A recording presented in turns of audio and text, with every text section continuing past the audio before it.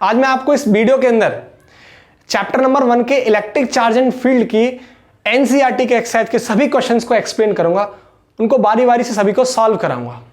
ठीक है, यहां से जो क्वेश्चंस हैं वो बोर्ड के लिए तो इंपॉर्टेंट है ही है, लेकिन आईआईटी जेईई और नीट के लिए भी इंपॉर्टेंट है, क्योंकि जो एनसीईआरटी है ना वो एक इंपॉर्टेंस रखती है सभी कंपटीशन एग्जाम्स के लिए, और यहां से कई साल आईआईटी के अंदर क्वेश्चंस पूछे जाते हैं हर साल।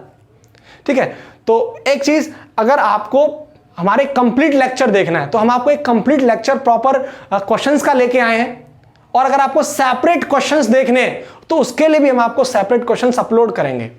तो आप सेपरेट क्वेश्चन देखना चाहें तो सेपरेट क्वेश्चंस देख सकते हैं, या आप कंप्लीट क्वेश्चंस प्रैक्टिस के लिए करना चाहें या सीखना चाहें सभी क्वेश्चंस, तो आप इजीली सभी क्वेश्चंस की प्रॉपर वीडियो भी देख सकते हैं।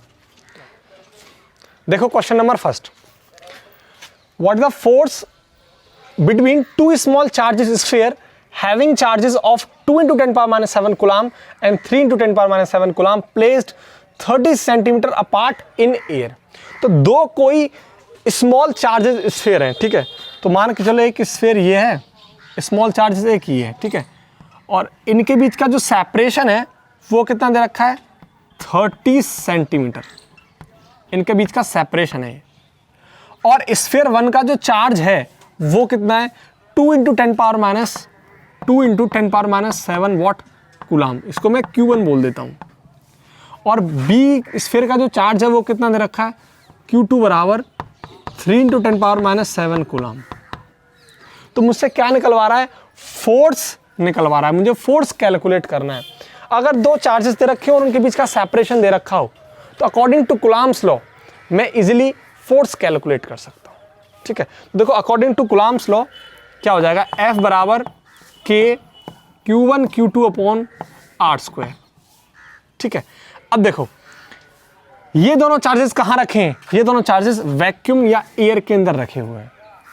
तो यहाँ जो K की वैल्यू होगी वैक्यूम या एयर के लिए वो मैंने कितनी बताई थी 9 into 10 to the power 9। ठीक है, तो 9 into 10 to the power 9, Q1 कितना हो जाएगा 2 into 10 power minus 7, और ये कितना हो जाएगा 3 into 10 power minus 7 upon R square. अब देखो R 30 सेंटीमीटर है और सेंटीमीटर को किस में कन्वर्ट करना है आपको, मीटर में। तो R को 30 सेंटीमीटर इसको मीटर में कन्वर्ट करेंगे तो कितना आ जाएगा, 100 से आप डिवाइड करेंगे तो ये आ जाएगा 100 ऊपर जाएगा तो 10 पावर 2 मीटर। तो मैं इसको लिख सकता हूँ 30 into 10 पावर माइनस 2 का होल स्क्वायर, ये आ गया फोर्स। जब मैं इसको सॉल्व करूंगा तो सॉल्व करने पर इसकी वैल्यू आएगी 6 into 10 to the power minus 3 Newton. ठीक, इसको अच्छे से नोट करो। इसके बाद सेकंड क्वेश्चन, अब देखो second question, the electrostatic force on a small sphere of charge 0.4 microcoulomb due to another small sphere of charge minus 0.8 microcoulomb in air is 0.2 newton. एक स्मॉल स्फीयर ऑफ चार्ज दे रखा है 0.4 microcoulomb और दूसरे का दे रखा है माइनस 0.8 माइक्रोकूलम, जो कि एयर में रखे हुए हैं, और एयर में रखने के बाद उन पर जो फोर्स लग रहा है वो कितना है 0.2 न्यूटन। अब फोर्स अट्रैक्टिव होगा या रिपल्सिव, देखो दोनों चार्ज अपोजिट नेचर के, तो दोनों पर जो फोर्स लगेगा वो अट्रैक्टिव नेचर का होगा। ठीक है, तो अट्रैक्टिव फोर्स कितना है 0.2 न्यूटन। तो मुझसे फर्स्ट क्वेश्चन पूछा है कि दोनों स्फीयर के बीच का डिस्टेंस कैलकुलेट करना है, और what is the force on the second sphere due to first. ठीक है, तो फर्स्ट स्फीयर की वजह से सेकंड पर फोर्स कितना होगा।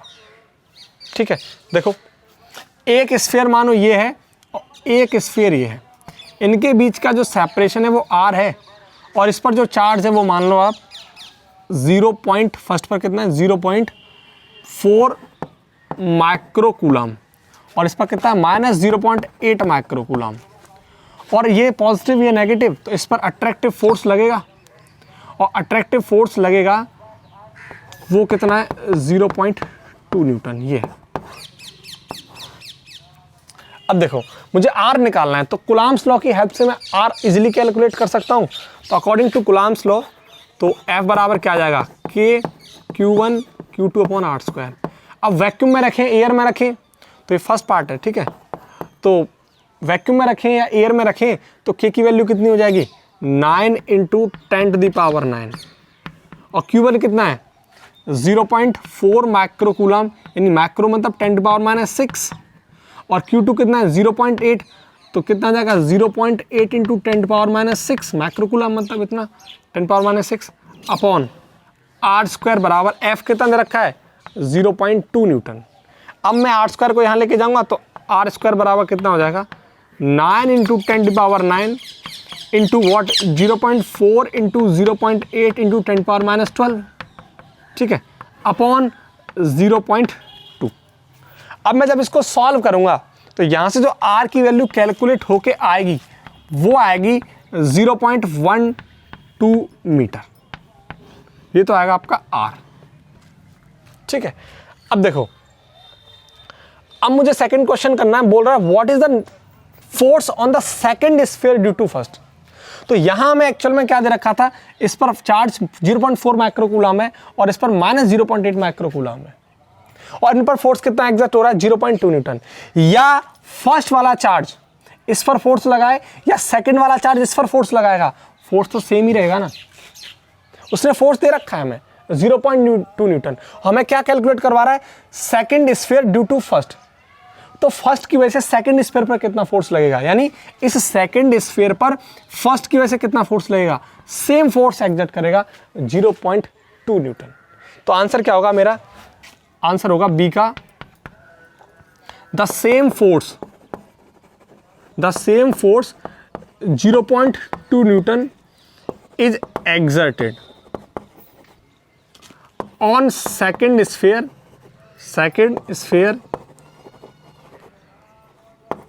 Due to first. क्लियर है, इसको नोट करो। इसके बाद क्वेश्चन नंबर 3। देखो question number 3, check the ratio k² upon g_MEMP is dimensionless. Look up a table of a physical constant and determine the value of this ratio, what does the ratio signify. यानी आपको पहले ये check करना है ये dimensionless है, दे रखा है डायमेंशनलेस है, आपको चेक करना है। दूसरा आपको इसका रेशियो चेक करना है कि इसका रेशियो में क्या सिग्निफाई करता है, कितनी वैल्यू आती है इसकी। तो इसके अंदर 2 क्वेश्चन है, ठीक। देखो फर्स्ट पहले हम चेक करते हैं ये डायमेंशनलेस है, ठीक। तो देखो k² अपॉन g_MEMP, मैं इसको आपको 2 तरीके से कराऊंगा चेक करना, ठीक है। तो पहले देखो आप यूनिट वाइज देखते हैं। k की यूनिट क्या सिखाई थी मैंने आपको, newton metre square upon coulomb square, तो कूलम की पावर -2, और चार्ज की यूनिट क्या थी कूलम स्क्वायर, ठीक है, अपॉन ग्रेविटेशनल कांस्टेंट की क्या हो जाएगी newton metre square upon kilogram square, तो ऊपर जाएगा तो -2, और मास का कितना हो जाएगा किलोग्राम, इसका भी किलोग्राम, तो ये क्या हो जाएगा किलोग्राम स्क्वायर, ठीक है। अब देखो न्यूटन से न्यूटन कैंसिल, मीटर स्क्वायर से मीटर स्क्वायर कैंसिल, इससे ये कैंसिल ये कैंसिल, तो बताओ कितना आ गया, इसका निकल के आ गया 1। 1 का मीनिंग क्या हो गया m0 l0 t0, ये क्या है एक्चुअल में मास लेंथ टाइम, ये सब क्या है इसका 1 निकल के आ गया। तो इसको हम कह सकते हैं क्या है डायमेंशनलेस है, डायमेंशनलेस। या हम देखो इसको यूं भी कर सकते हैं, इसका दूसरा तरीका ये भी है।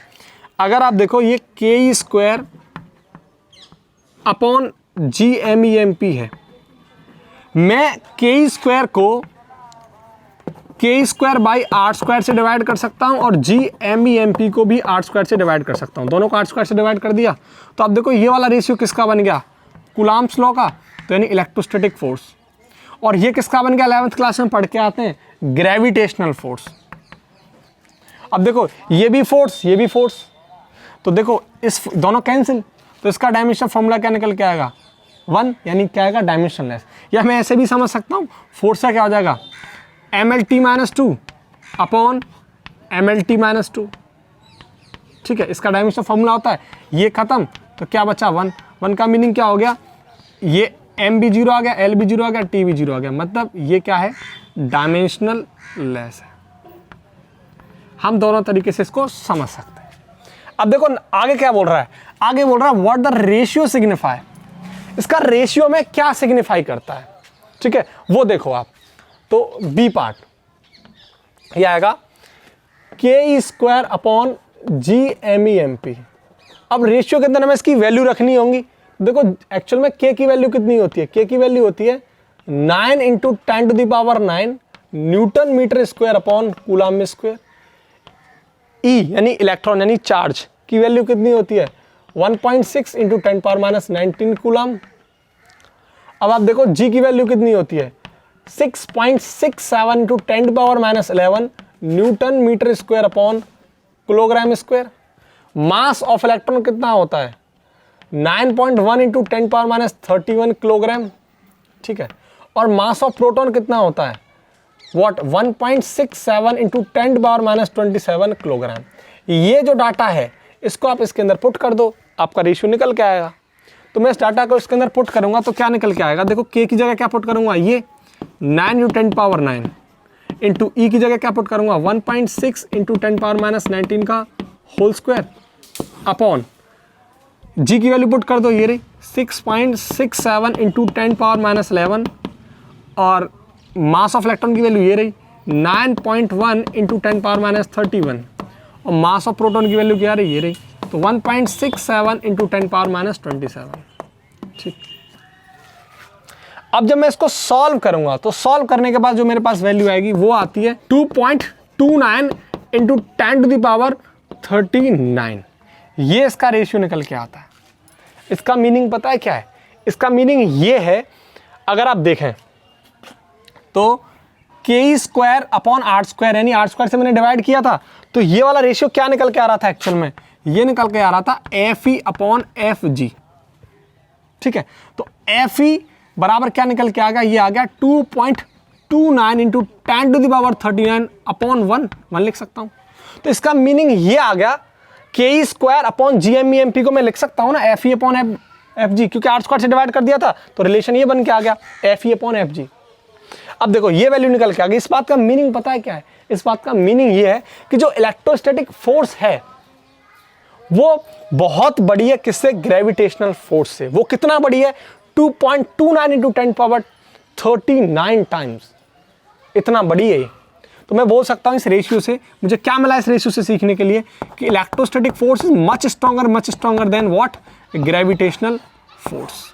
और कितना 2.29 इंटू 10⁻39 और 10⁻39 मतलब बहुत बड़ा, बहुत स्ट्रॉन्ग है, ठीक है। अब आप इसको अच्छे से नोट करो, इसके बाद फिर मैं आपको नेक्स्ट क्वेश्चन कराता हूं। अब देखो question 1.4, explain the meaning of statement electric charge of a body is quantized, ठीक है। आपको इस स्टेटमेंट का मीनिंग एक्सप्लेन करना है। और दूसरा बोल रहा है कि why can one ignore the quantization of electric charge when dealing with macroscopic that is large scale charges, यानी लार्ज स्केल चार्जेस पर हम क्वांटाइजेशन को क्यों इग्नोर कर देते हैं, ठीक है। तो देखो पहले मैं आपको फर्स्ट का आंसर देता हूं। फर्स्ट तो आप अगर मेरे लेक्चर नंबर 1 के अंदर जाएंगे तो मैंने आपको वहां एक्सप्लेन किया क्वांटाइजेशन ऑफ चार्ज का एक्चुअल मीनिंग है क्या। आपके यहाँ आई बटन मिल जाएगा, उस पर क्लिक करना और डायरेक्ट लेक्चर नंबर 1 के अंदर मूव करेंगे। वहां आपको क्वांटाइजेशन ऑफ चार्ज पर जाना है और वहां जाके आप मेरा पूरा लेक्चर अच्छे से समझ सकते हैं।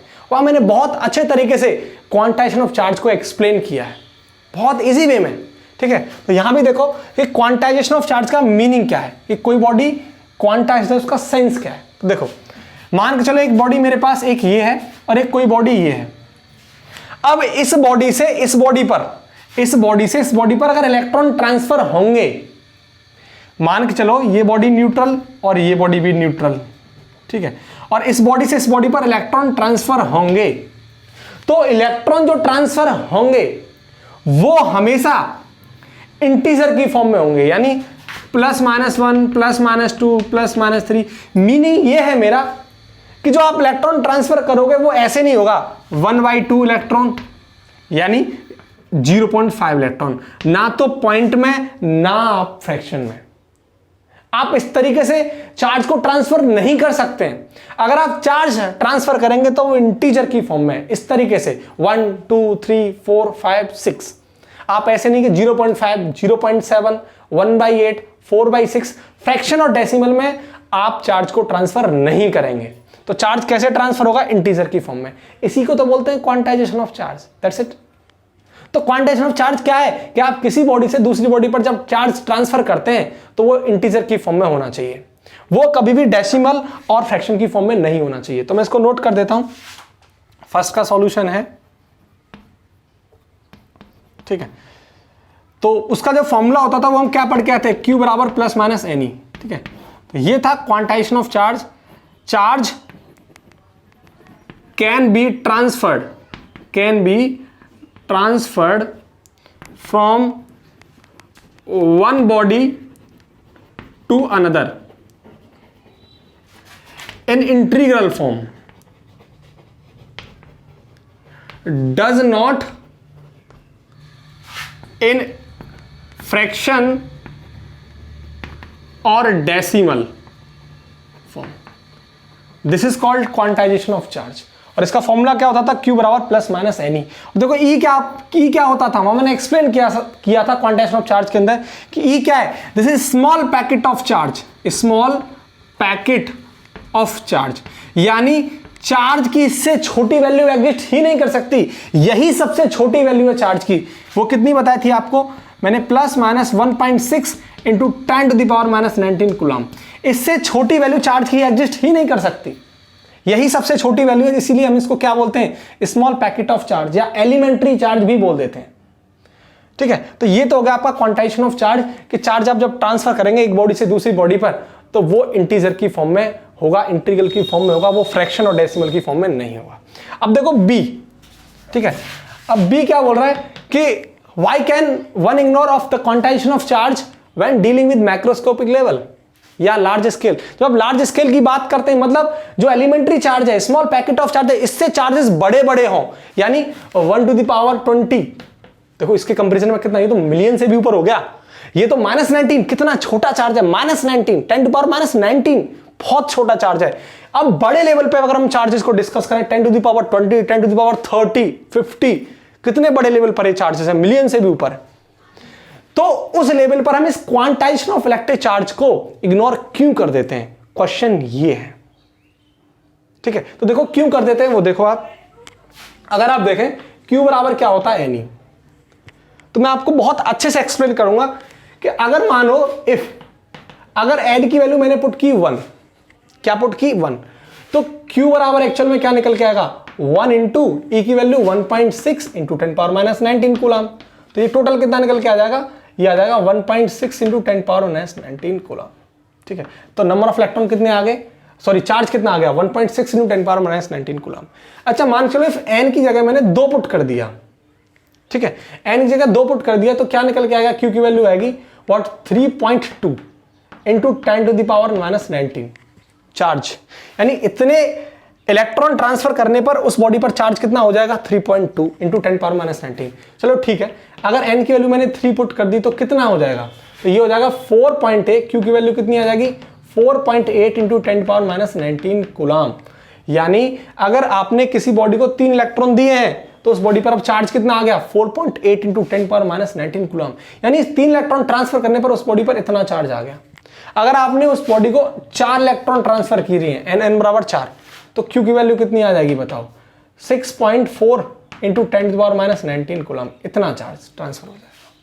ठीक है, इसका मीनिंग क्या है, मैं कहना क्या चाहता हूं, मैं कहना ये चाहता हूं, अगर आप मेरा एक ग्राफ देखें, ये ग्राफ, ये 0, इधर मैं आपको n लूंगा और इधर चार्ज की वैल्यू लूंगा।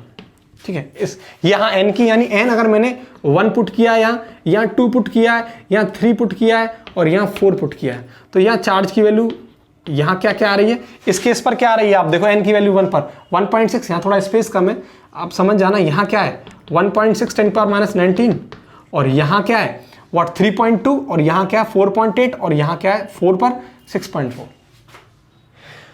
अगर मैं आपसे बोलूं कि देखो आप ये तो 1.6 ये 3.2 और ये कितना था 4.8, क्योंकि यहाँ n की वैल्यू कितनी है, n की वैल्यू क्या है यहाँ 3 पर, तो n की वैल्यू 3 पर 4.8।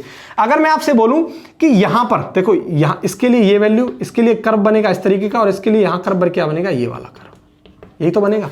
अगर मैं आपसे अब ये बोलूं कि इन दोनों चार्जेस के बीच में, यानी n बराबर 3, यानी n बराबर है 2, n बराबर 3, इसके बीच में यानी यहाँ कहीं, यानी यहाँ, तो ये ग्राफ कहाँ निकल गया, कर्व करीब यहाँ।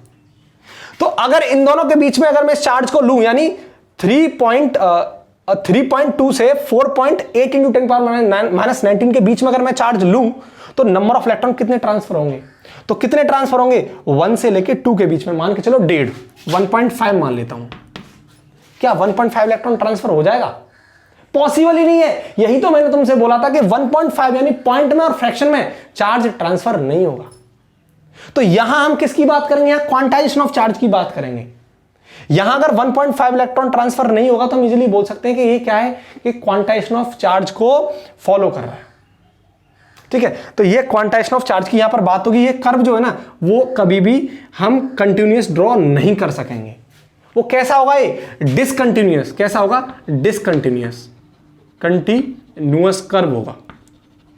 ये कर्व कभी भी कंटिन्यूअस नहीं होगा, क्योंकि अगर ये कंटिन्यूअस होता तो मीनिंग क्या है ना, पता है कि इसको फॉलो करता। इसको फॉलो नहीं कर रहा तो ये वैल्यू एग्जिस्ट ही नहीं करेगी। अगर ये वैल्यू एग्जिस्ट नहीं करेगी तो ये चार्जेस कहां रखे होंगे? दूर दूर रखे होंगे। तो कहने का मेरा मीनिंग ये है कि अगर n की वैल्यू 1.5 है तो ये क्वांटाइजेशन को फॉलो करेगा। देखो, लेकिन कितने लेवल पर? बहुत स्मॉल लेवल पर, क्योंकि यहां n की वैल्यू 1.5 रखने पर जो चार्ज आ रहा था तो वो 3.2 और 4.8 के बीच में आ रहा था। ठीक है, इंटू 10⁻⁻19, तो बहुत कम। 10⁻⁻19 मतलब बहुत कम स्केल पर, बहुत छोटी यूनिट है 10⁻⁻19। 10⁻⁻19 बहुत छोटी यूनिट है। उस छोटी यूनिट पर यह क्वांटाइजेशन ऑफ चार्ज को फॉलो करता है। ठीक है, क्योंकि यहां चार्ज ट्रांसफर नहीं होगा, इसका मीनिंग ये फॉलो कर रहा है। लेकिन अब मैं आपसे बात करूंगा, अगर मैक्रोस्कोपिक लेवल की अगर मैं बात करूं, मैं बहुत अच्छे से चीजें आपको एक्सप्लेन कर रहा हूं कि अगर मैक्रोस्कोपिक लेवल की बात करें, इससे बड़े बड़े चार्जेस हों। अब आप देखो, यहां आप कर्व देखो। अब हम इसको एक्सप्लेन करेंगे मैक्रोस्कोपिक। ये तो था माइक्रो यानी छोटे लेवल की बात होगी। अब मैक्रो पे देखो, अगर n की वैल्यू मान के चलो, यहां मैं पुट करता हूं वॉट कितनी, 1 to 10 पुट कर देता हूं। ठीक है, तो बताओ अब q की वैल्यू कितनी हो जाएगी? तो n की वैल्यू इतनी और e की वैल्यू कितनी, 1.6 × 10⁻⁻19, तो ये कितना हो जाएगा? 1.6 × 10⁻9। ठीक है, अब मान के चलो अगर n की वैल्यू मैंने अब 2 × 10⁻10 पुट कर दी तो q की वैल्यू कितनी हो जाएगी? तो आप लगा लो 2 × वॉट 1.6, तो यह आ जाएगा 3.2 × वॉट 10⁻9। सेम अगर n की वैल्यू मैंने और बड़ी पुट कर दी तो 3 × 10⁻10 पुट कर दी, क्योंकि देखो मैक्रोस्कोपिक लेवल की बात कर रहे हैं, बड़े लेवल पर। तो देखो q की वैल्यू कितनी हो जाएगी? वॉट 4.8 × 10⁻9, इतना ही देखो आप। ठीक है, तो यहां क्या होगा, अगर मैं एक कर्व ड्रॉ करूं इस तरीके का, अगर मैं कर्व ड्रॉ करूं यहां, तो देखो ये कर्व। ठीक है, ये 0, और जब ये n की वैल्यू कितनी पुट कर रहा हूं मैं, 10 और यहां n जा रहा है और इधर की तरफ मैं q को एक्सप्लेन करूंगा। ठीक है, और यहां देखो आप, तो n की वैल्यू जब 1 × 10⁻10 है तब चार्ज कितना हो रहा है उसके अंदर ट्रांसफर? 1.6 × 10⁻9। जब n number of electron transfer हो रहे हैं तब उस पर चार्ज कितना आ रहा है? 3.2 इस केस में, और n की वैल्यू 3 × 10⁻10 आ रही है, तो q की वैल्यू कितनी हो रही है? 4.8 × 10⁻9। कितने बड़े लेवल की बात कर रहे हैं।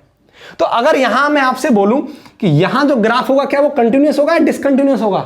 तो देखो, इसकी वैल्यू यहां पर एग्जिस्ट करेगी और इन दोनों की वैल्यू यहां एग्जिस्ट करेगी और इन दोनों की वैल्यू यहां एग्जिस्ट करेगी, इस तरीके से। ठीक है, और इन दोनों की यहां एग्जिस्ट करेगी, इन दोनों की यहां एग्जिस्ट करेगी।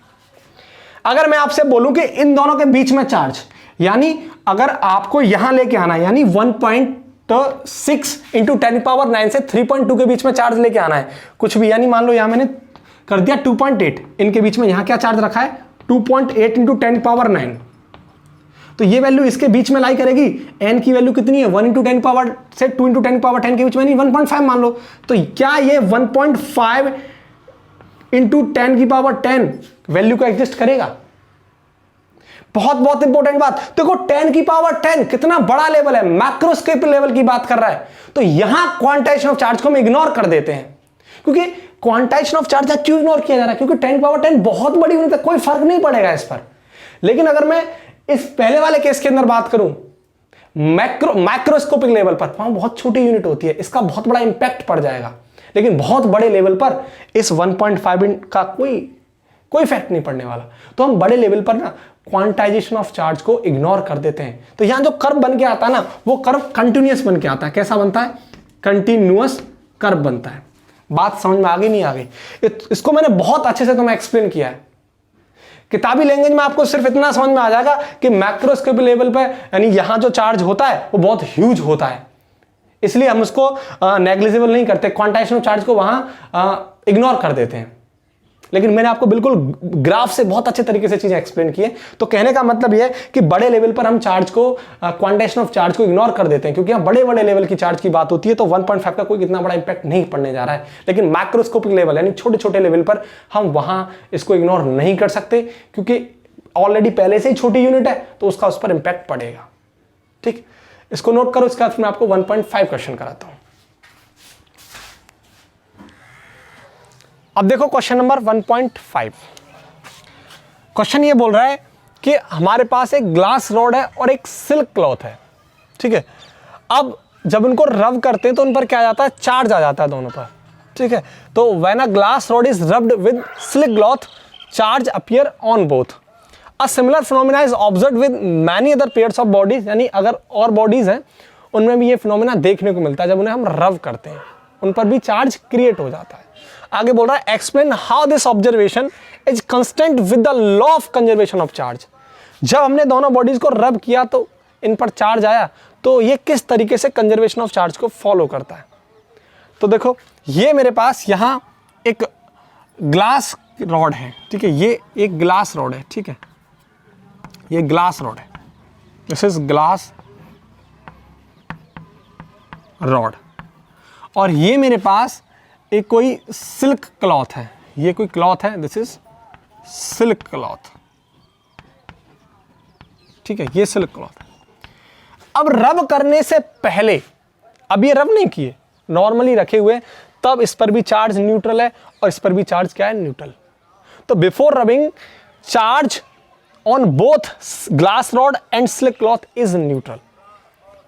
लेकिन अब जब मैं जैसे मैं इनको रब करूंगा, जैसे मैं इनको घिसूंगा, तो ग्लास रॉड की क्या टेंडेंसी होती है, इसमें से सबसे पहले इलेक्ट्रॉन इजीली निकलना स्टार्ट होते हैं। अगर इसमें से इलेक्ट्रॉन निकलेंगे तो वो इलेक्ट्रॉन कहां ट्रांसफर होंगे, सिल्क क्लॉथ पर। तो जो इलेक्ट्रॉन थे इसमें से निकलेंगे तो सिल्क क्लॉथ पर ट्रांसफर हो गए। तो अब इसके अंदर क्या हो गई, इलेक्ट्रॉन की कमी हो गई, तो पॉजिटिव की एक्सेस हो गई, पॉजिटिव की अधिकता हो गई। तो ये बॉडी कैसी होगी, ग्लास रॉड, ये बॉडी पॉजिटिव चार्ज हो गई। और इसके जो इलेक्ट्रॉन है नेगेटिव चार्ज, वो ट्रांसफर होकर कहां पहुंच गया, सिल्क क्लॉथ पर। तो अब इसकी एक्सेस, नेगेटिव चार्ज की जो एक्सेस है वो किस पर पहुंची, सिल्क क्लॉथ पर। तो ये बॉडी कैसी होगी, नेगेटिव चार्ज। बात समझ में आ रही है। अगर ये बॉडी पॉजिटिव चार्ज होने का मीनिंग क्या है, यहां से जो इलेक्ट्रॉन निकले हैं वो किस पर ट्रांसफर हो गए, इस पर। तो इस पर इलेक्ट्रॉन की एक्सेस हो गई तो ये नेगेटिव चार्ज हो गई, और यहां से इलेक्ट्रॉन की कमी हो गई क्योंकि यहां से ट्रांसफर हो गए, तो ये बॉडी कैसी होगी, पॉजिटिव चार्ज। अब मीनिंग देखो अच्छे से कि रब करने से पहले दोनों पर चार्ज न्यूट्रल था, लेकिन रब करने के बाद ये बॉडी पॉजिटिव चार्ज, ये बॉडी नेगेटिव चार्ज। और मीनिंग क्या है, अगर इस पर 5 प्लस के हैं तो 5 माइनस इसके होंगे। मीनिंग क्या है, यानी equal in magnitude but opposite in charge. तो अगर इस पर 5 प्लस के तो 5 ही माइनस के होंगे, लेकिन ये प्लस के हैं माइनस के, तो मैग्नीट्यूड इक्वल इन मैग्नीट्यूड होंगे लेकिन अपोजिट इन चार्ज होंगे। इसका मीनिंग देखो ये है कि equal in magnitude but opposite in charge. अगर मैं इन दोनों का अलजेब्रिक सम निकालूंगा तो वो क्या आएगा, न्यूट्रल आएगा, 0 आएगा। यानी मान के चलो प्लस का 5 था और वहां कितना पहुंचा, माइनस का 5। इनका मैं इन दोनों का सम निकालूंगा तो क्या निकल के आएगा, 5 माइनस 5 0। ये क्या हो गया, न्यूट्रल। रब करने से पहले भी न्यूट्रल था और रब करने के बाद भी न्यूट्रल है, अलजेब्रिक सम। तो क्या हो गया, ये तो law of conservation of charge को ही तो फॉलो कर रहा है। Law of conservation of charge था क्या, charge neither be created nor be destroy. आप खुद से उसको क्रिएट नहीं कर सकते, ना खुद से उसको डिस्ट्रॉय कर सकते हैं। ठीक है, तो यही तो मीनिंग है इसका। यानी रब करने से पहले भी न्यूट्रल और रब करने के बाद भी दोनों का अलजेब्रिक सम न्यूट्रल। ठीक है, तो यानी यस, ये law of conservation of charge को फॉलो करता है। तो मैं इसको लिख सकता हूं, बिफोर रबिंग बोथ बॉडी, या ग्लास रॉड की बात करें, सिल्क रॉड, हैव न्यूट्रल। कैसी थी वो, न्यूट्रल थी। बट आफ्टर रबिंग, रब करने के बाद, but after rubbing glass rod कैसी हो जाती है, पॉजिटिव चार्ज। तो glass rod is of positive charge. But silk cloth कैसा हो जाता है, silk cloth get negative charge. अब देखो ये नेगेटिव चार्ज है, positive charge. Now the algebraic sum of glass rod and slick cloth is zero या neutral. That's why we can say that this follow the law of conservation of charge. या मैं आपको यहां एक ये चीज भी नोटिस कर सकता हूं, लिख सकता हूं कि जब ये इस पर जो चार्ज आएगा प्लस और इस पर जो चार्ज आएगा माइनस, वो इक्वल इन कैसा आएगा, यानी वो जो चार्ज आएगा तो equal in magnitude but opposite in charge. तो चार्ज उसका कैसा होगा, मैग्नीट्यूड में इक्वल होगा लेकिन साइन में कैसा होगा, अपोजिट. तो हम कह सकते हैं किसको फॉलो करता है, लॉ ऑफ कंजर्वेशन को फॉलो करता है. ठीक है, अब इसको अच्छे से नोट करो, इसके बाद मैं आपको 1.6 क्वेश्चन को सॉल्व करता हूं. ओके, देखो क्वेश्चन नंबर 1.6. क्वेश्चन बोल रहा है कि 4 पॉइंट चार्जेस, आपको चार्जेस गिवन है QA, QB, QC and QD are located at the corner of square ABCD. इस स्क्वायर ABCD के कॉर्नर पर ये एग्जिस्ट करते हैं और स्क्वायर की जो साइड दे रखी है वो कितनी है, 10 सेंटीमीटर. ठीक है, तो what the force on a charge of 1 microcoulomb placed at the centre of the square. यानी अगर इस स्क्वायर के सेंटर पर 1 माइक्रोकूलम चार्ज रखा हुआ है तो उस 1 माइक्रोकूलम चार्ज की वजह से नेट फोर्स कितना होगा, ये हमें कैलकुलेट करना है. ठीक है, तो देखो अगर मैं इस डायगोनल को ड्रॉ कर दूं इस तरीके से, ठीक है, ये रेड लाइन से मैंने नोट कर दिया, तो इसके सेंटर पर जो मुझे चार्ज दे रखा है वो कितना है, 1 माइक्रोकूलम, और इसको सेंटर को O नाम रख देता हूँ, O पॉइंट. ठीक है, तो इस 1 माइक्रोकूलम चार्ज की वजह से नेट फोर्स निकालना है. तो देखो सॉल्यूशन क्या होगा कि जो साइड है स्क्वायर की AB या BC या CD या DA, ये सभी कितनी है, 10 सेंटीमीटर. अगर मैं स्क्वायर का डायगोनल कैलकुलेट करना चाहूँ, निकालना चाहूँ, तो देखो डायगोनल क्या है स्क्वायर का, एक तो AC है और एक क्या है BD. ये डायगोनल है AC और BD. तो डायगोनल ऑफ स्क्वायर कैसे निकालते थे, साइड रूट 2. ये फॉर्मूला होता है साइड रूट 2, साइड रूट 2, और साइड कितनी इसकी 10, क्या निकल के आ जाएगा, 10 रूट 2 सेंटीमीटर. तो डायगोनल जो है ना ABBD, जो AC और BD जो है वो कितना है, 10 रूट 2 सेंटीमीटर. अब देखो ये डायगोनल के बाद अगर आप ये निकालना चाहें OA, OC, OD, OB, ये तो हाफ हो जाएंगे. यानी अगर AC 10 रूट 2 है, अगर मैं OA निकालूं तो कितना हो जाएगा, 5 रूट 2, और ये कितना हो जाएगा, 5 रूट 2 OC, हाफ हो जाएगा उसका. तो अगर मैं OA या मैं OC या मैं OB या मैं OD कैलकुलेट करना चाहूँ तो इसका क्या हो जाएगा, 10 रूट 2 का ये हाफ हो जाएंगे. तो हाफ हो जाएंगे तो कितना आ जाएगा, 5 रूट 2 सेंटीमीटर. ठीक है, ये कितना हो जाएगा, 5 रूट 2 सेंटीमीटर.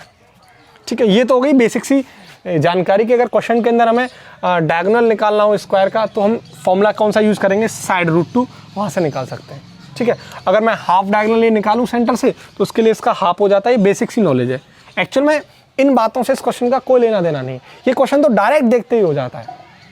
रीज़न क्या है, देखो अगर इसके सेंटर पर 1 माइक्रोकूलम चार्ज है, ये 1 माइक्रोकूलम चार्ज की वजह से ये वाला चार्ज 2 माइक्रोकूलम, तो देखो ये पॉजिटिव चार्ज है और ये भी पॉजिटिव चार्ज है, तो इस पर जो फोर्स लगेगा इसकी वजह से वो बाहर की तरफ लगेगा क्योंकि दोनों रिपल करेंगे.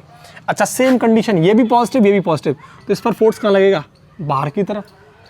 अब इन दोनों चार्जेस की वजह से इस पर मान के चलो कुछ फोर्स लगता है F1, इस पर फोर्स लगता है F2, तो इस सेंटर पर इन दोनों की वजह से नेट फोर्स यहाँ पे क्या आ जाएगा, 0. अब बचा एक ये, तो आप जरा देखो ये नेगेटिव चार्ज और ये पॉजिटिव चार्ज, तो ये पॉजिटिव इसको क्या करेगा, अपनी तरफ अट्रैक्ट करेगा क्योंकि दोनों अपोजिट नेचर के, और ये भी नेगेटिव ये भी पॉजिटिव, तो ये नेगेटिव है ये पॉजिटिव, तो इसको अपनी तरफ अट्रैक्ट करेगा.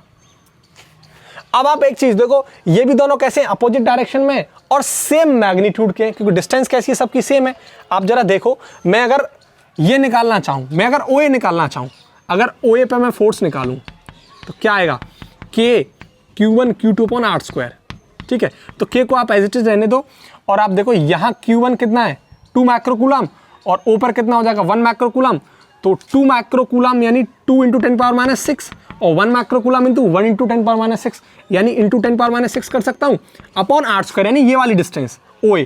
OA कितना दे रखा है मैं, 5 रूट 2, ये कितना हो जाएगा, 5 रूट 2 का स्क्वायर. जरा देखो ये आ गया FOA निकल के.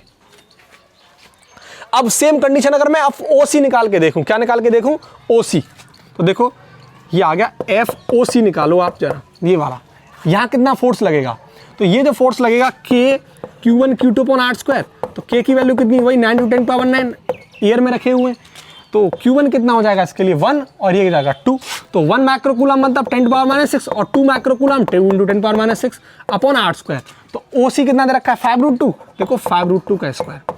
आप देखो इसकी वैल्यू को देखो और आप इसकी वैल्यू को देखो, दोनों क्या है, सेम है, दोनों क्या है, सेम है, यानी इक्वल इन मैग्नीट्यूड, मैग्नीट्यूड कैसा है, सेम है, तो equal in magnitude but opposite in nature. यानी मेरा ये मीनिंग है कहने का कि जो फोर्स OA पर लगेगा उसका मैग्नीट्यूड इक्वल होगा किसके, FOC के। मैग्नीट्यूड दोनों का सेम है, आप देख सकते हैं सेम है, लेकिन अगर डायरेक्शन देखें तो दोनों की कैसी है, अपोजिट है, एक दूसरे के कैसे हैं, अपोजिट है। ये देखो आप, मैग्नीट्यूड सेम है लेकिन डायरेक्शन कैसी है, अपोजिट है। अब सेम कंडीशन आप जरा यहां देख लो, यह R भी दोनों के लिए 5√2 आएगी और Q1 Q2 कितना आ जाएगा, -5 × 1 माइक्रोकूलम, और सेम इसके लिए आएगा -5 × 1। तो इस केस में भी अगर मैं FOD की बात करूं या मैं FOB की बात करूं, दोनों का मैग्नीट्यूड सेम आएगा, दोनों का मैग्नीट्यूड सेम आएगा, लेकिन डायरेक्शन देखो दोनों कैसी हैं, अपोजिट।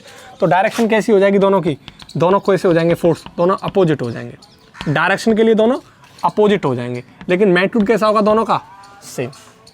तो मैं ये बोल सकता हूं अगर मैं सेंटर पर 1 माइक्रोकूलम चार्ज की वजह से फोर्स निकालूंगा, F एट सेंटर, तो वो कितना निकल के आएगा, इसकी वजह से, OA की वजह से, ठीक है, प्लस OC की वजह से, प्लस OB की वजह से, प्लस OD की वजह से, इन्हीं की वजह से तो निकल के आएगा, यानी इसकी वजह से, इसकी वजह से, और OD की वजह से, और OB की वजह से, इस सेंटर पर निकल के आएगा।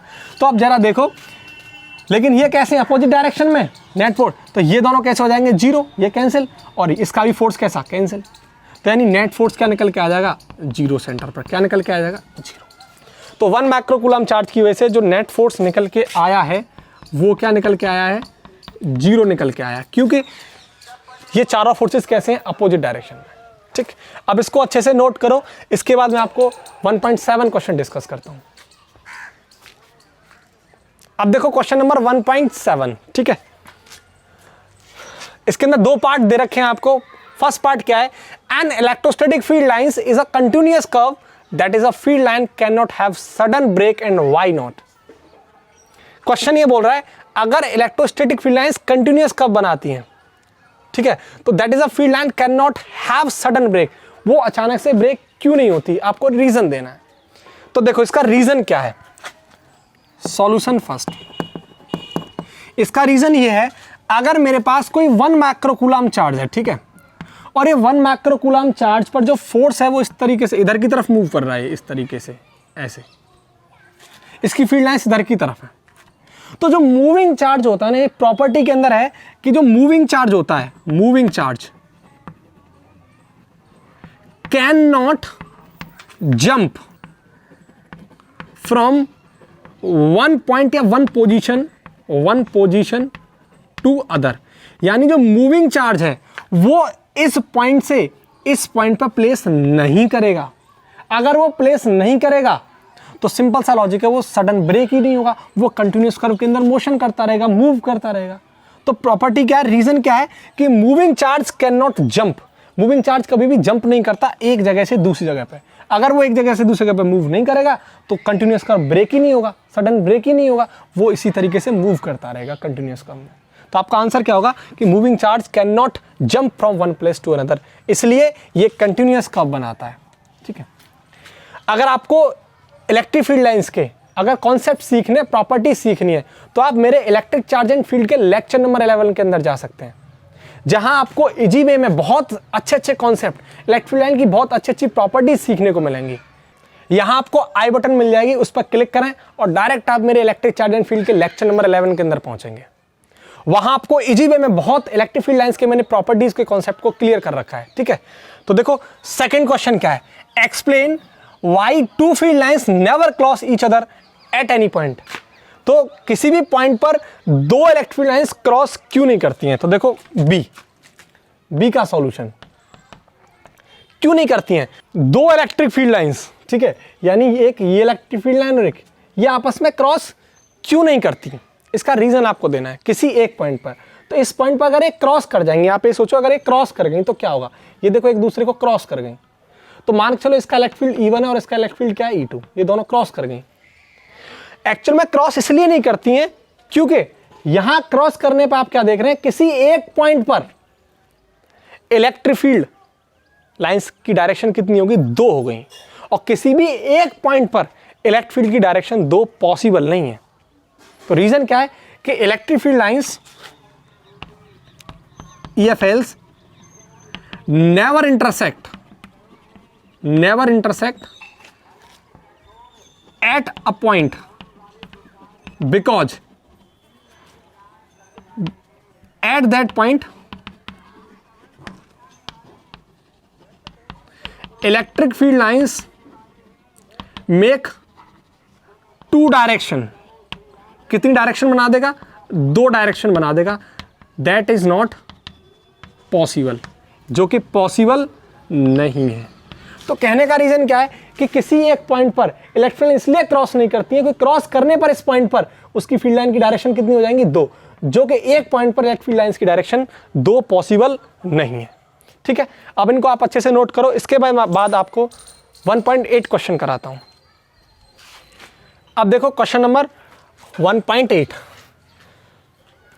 तो क्वेश्चन बोल रहा है 2 पॉइंट चार्जेस QA बराबर 3 माइक्रोकूलम एंड QB बराबर -3 microcoulomb are located 20 centimetre apart in vacuum. यानी देखो ये बोल रहा है अगर कोई 2 चार्जेस हैं, ठीक है, एक यहां रखा है एक यहां रखा है, ठीक है, इसको A बोल रहा हूं मैं, इसको B बोल रहा हूं। तो यहां जो चार्ज रखा है QA वो कितना है? पॉजिटिव का 3 माइक्रोकूलम, और यहां जो चार्ज रखा है वो कितना? माइनस का 3 माइक्रोकूलम। और इनके बीच का जो सेपरेशन है, वो डिस्टेंस है, वो कितनी है? 20 सेंटीमीटर है। ठीक है, अब क्वेश्चन क्या बोल रहा है? फर्स्ट पार्ट है, इसके अंदर 2 पार्ट दे रखे हैं। तो फर्स्ट पार्ट क्या बोल रहा है?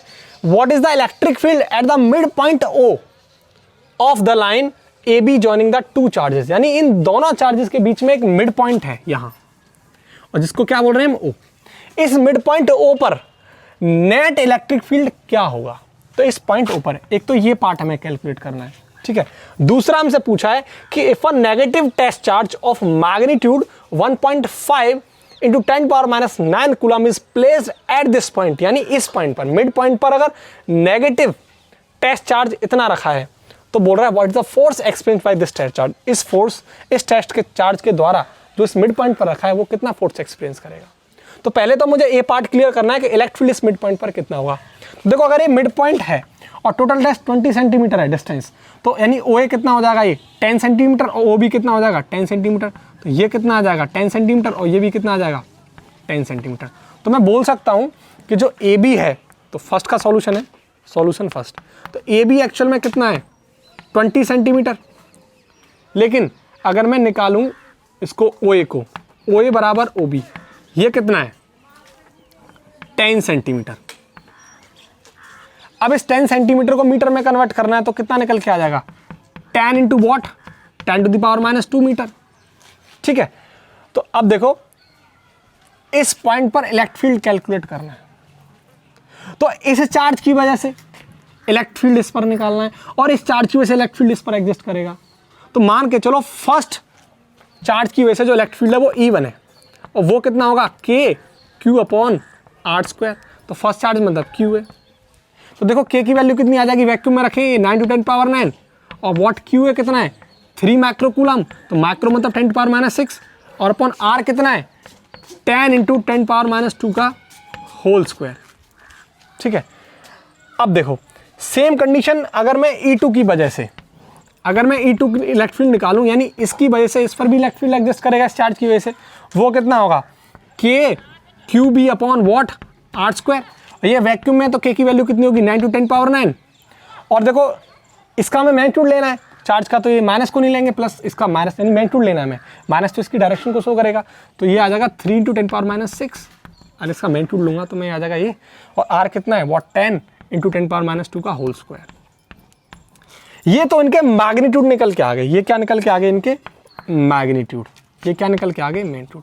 अब कुछ डायरेक्शन का केस देखो, क्योंकि इलेक्ट्रिक फील्ड एक वेक्टर क्वांटिटी है, तो डायरेक्शन क्या है?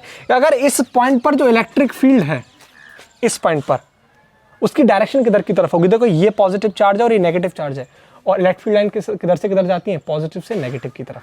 तो जो इलेक्ट्रिक लाइन होंगी इधर होंगी टुवार्ड्स, यानी अलोंग, ऐसे बोल सकता हूँ, अलोंग व्हाट? Along OB। क्या होंगी? अलोंग OB इस केस के लिए, कि पॉजिटिव से नेगेटिव की तरफ, यानी इधर की तरफ। सेम कंडीशन आप जरा यहाँ देखो, E2 ये पॉजिटिव है, ये नेगेटिव है, तो इलेक्ट्रिक लाइंस किधर से किधर होती हैं? पॉजिटिव से नेगेटिव की तरफ। तो यहाँ क्या केस आ जाएगा? ये नेगेटिव है और ये पॉजिटिव, ये भी नेगेटिव है, सॉरी, ये नेगेटिव है, ये नेगेटिव है, तो क्योंकि ये यहाँ टेस्ट चार्ज रखा था और टेस्ट चार्ज कैसा था? नेगेटिव था यहाँ। अब ये कैसा? पॉजिटिव चार्ज, तो यहाँ भी इलेक्ट्रिक फील्ड कैसा हो जाएगा? अलोंग OB, क्योंकि पॉजिटिव से नेगेटिव की तरफ इलेक्ट्रिक लाइंस होंगी, तो यहाँ भी कैसा हो जाएगा? ये अलोंग OB। तो डायरेक्शन तो दोनों कैसी हो जाएंगी? OB की तरफ। अब देखो आप, अब ये इसका इलेक्ट्रिक फील्ड का मैग्नीट्यूड देखो, आप इसका देखो, सेम है दोनों। तो अगर मैं E नेट निकालूं तो कुछ यू ऐसे आ जाएगा। E नेट बराबर मैं ऐसे कर सकता हूँ, 2 का मल्टीप्लाई कर दूं, अगर ये E1 E2 सेम है, इनको E मान लेता हूँ, तो 2 का मल्टीप्लाई कर देता हूँ, 9 × 10⁻9 एंड व्हाट 3 × 10⁻6 अपॉन ये आ जाएगा R²। R कितना है? 10 × 10⁻2 का होल स्क्वायर। अब जब मैं इसको सॉल्व करूंगा तो ये वैल्यू निकल के आएगी, E नेट बराबर, रुक लो, 5.4 ×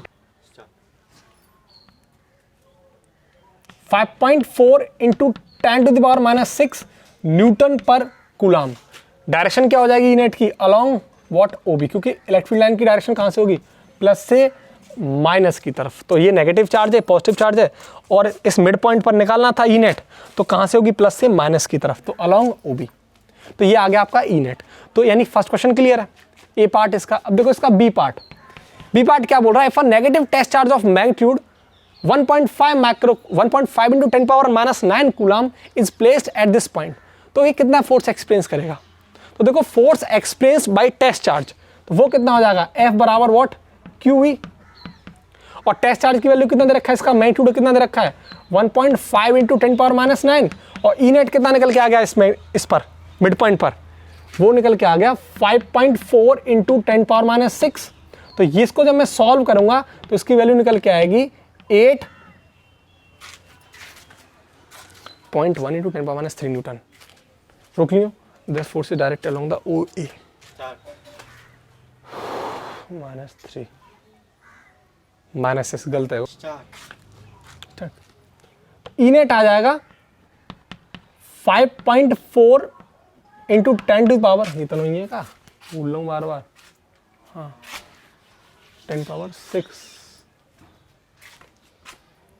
तो E नेट निकल के आएगा, E नेट बराबर 5.4 × 10⁻6 न्यूटन पर कूलम। ठीक है, अब इसकी डायरेक्शन क्या निकल के आ जाएगी इस मिड पॉइंट पर? तो E नेट की डायरेक्शन क्या आएगी? इलेक्ट्रिक डायरेक्शन प्लस से माइनस की तरफ, तो यानी अलोंग OB। प्लस ये माइनस है, वो प्लस है, तो अलोंग क्या आ जाएगी इसकी? OB की तरफ। तो E नेट ये निकल के आ गया 5.4 × 10⁻6 न्यूटन पर कूलम, और इसकी डायरेक्शन क्या निकल के आ गई? Along OB। ठीक है, अब देखो नेक्स्ट क्वेश्चन बी। अब बोल रहा है अगर नेगेटिव टेस्ट चार्ज, ये टेस्ट चार्ज कैसा? नेगेटिव है, और उसका मैग्नीट्यूड इतना है 1.5 × 10⁻⁹, ये कहाँ रखा है? इस मिड पॉइंट पर रखा है। तो हमसे बोल रहा है कि ये कितना फोर्स एक्सपीरियंस करेगा टेस्ट चार्ज। तो देखो force experience by test charge, force experience by test charge वो कितना है? F। तो F कितना हो जाएगा? QE। और Q मतलब ये टेस्ट चार्ज, और E मतलब E नेट। तो इस मिड पॉइंट पर जो E नेट निकल के आया है, और इस ये Q क्या है? इस पर टेस्ट चार्ज है, नेगेटिव टेस्ट चार्ज। तो F बराबर Q की वैल्यू कितनी है? इसका मैग्नीट्यूड दे रखा है 1.5 × 10⁻⁹। ठीक है, और E नेट कितना दे रखा है हमें? 5.4 × व्हाट? 10⁻6। अब देखो जब मैं इसको सॉल्व करूंगा तो F निकल के आएगा 8.1 × 10⁻³ न्यूटन। ये तो इसका मैग्नीट्यूड निकल के आ गया कि इस मिड पॉइंट पर टेस्ट चार्ज की वजह से जो नेट फोर्स फील करेगा ये टेस्ट चार्ज वो कितना करेगा 8.1 इंटू 10⁻³ न्यूटन। अगर लेकिन देखो फोर्स भी वेक्टर क्वांटिटी है, अब इसकी डायरेक्शन किधर होगी, तो आप देखो ये यहाँ पर नेगेटिव चार्ज था और ये नेगेटिव चार्ज था, तो इस बी की वजह से ये जो वाला टेस्ट चार्ज है वो इसको रिपल करेगा, ये बी चार्ज क्या करेगा इसको रिपल करेगा, दूर भगाएगा। लेकिन ये पॉजिटिव चार्ज है ये पे जो रखा है और ये नेगेटिव चार्ज है, तो ये क्या करेगा इसको अट्रैक्ट करेगा। तो इस पर जो फोर्स लगेगा वो किधर लगेगा, अलोंग OA। ये क्या करेगा इसको दूर भगाएगा, ये क्या करेगा इसको दूर भगाएगा, लेकिन ये वाला चार्ज क्या करेगा इसको अपनी तरफ अट्रैक्ट करेगा। तो अट्रैक्ट करेगा तो इस पर जो फोर्स लगेगा वो टुवार्ड्स यानी अलोंग OA लगेगा, और इसका मैग्नीट्यूड कितना निकल के आ गया 8.1 इंटू 10⁻³ न्यूटन। ठीक है, अब इसको अच्छे से नोट करो, इसके बाद मैं आपको नेक्स्ट क्वेश्चन कराता हूं।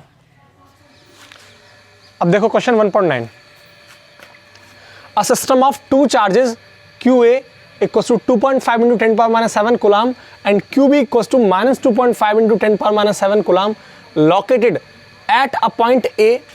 इसके कोऑर्डिनेट दे रखे हैं कि 0,0 -15 centimetre and B 0,0 + 15 centimetre respectively. What are the total charges and electric dipole moment of the system. देखो इसके अंदर 2 क्वेश्चन पूछे हैं, एक तो टोटल चार्ज पूछा है सिस्टम का और सिस्टम का डायपोल मोमेंट पूछा है, इलेक्ट्रिक डायपोल मोमेंट हमें कैलकुलेट करना है, तो 2 चीज़ पूछी है। अब देखो फिगर मैंने यहाँ बना रखा है कि ये एक्चुअल में देखो ये इसके कोऑर्डिनेट है एक्स एक्सिस वाई एक्सिस और Z axis. X axis Y axis 0 है और जेड एक्सिस -15 और +15, यानी पॉजिटिव जेड एक्सिस और नेगेटिव जेड एक्सिस। तो देखो डायग्राम मैंने इस तरीके से बनाया है, वाई और ये मैंने एक्स एक्सिस दे दी है और जेड पॉजिटिव जेड एक्सिस ऊपर वाली और नीचे वाली नेगेटिव जेड एक्सिस। और नेगेटिव जेड एक्सिस के जो कोऑर्डिनेट हैं 0,0 -15 है जिसको मैंने पॉइंट A बोला है, और जो पॉजिटिव है वो पॉजिटिव के जेड एक्सिस है 0,0 + 15 सेंटीमीटर, राइट।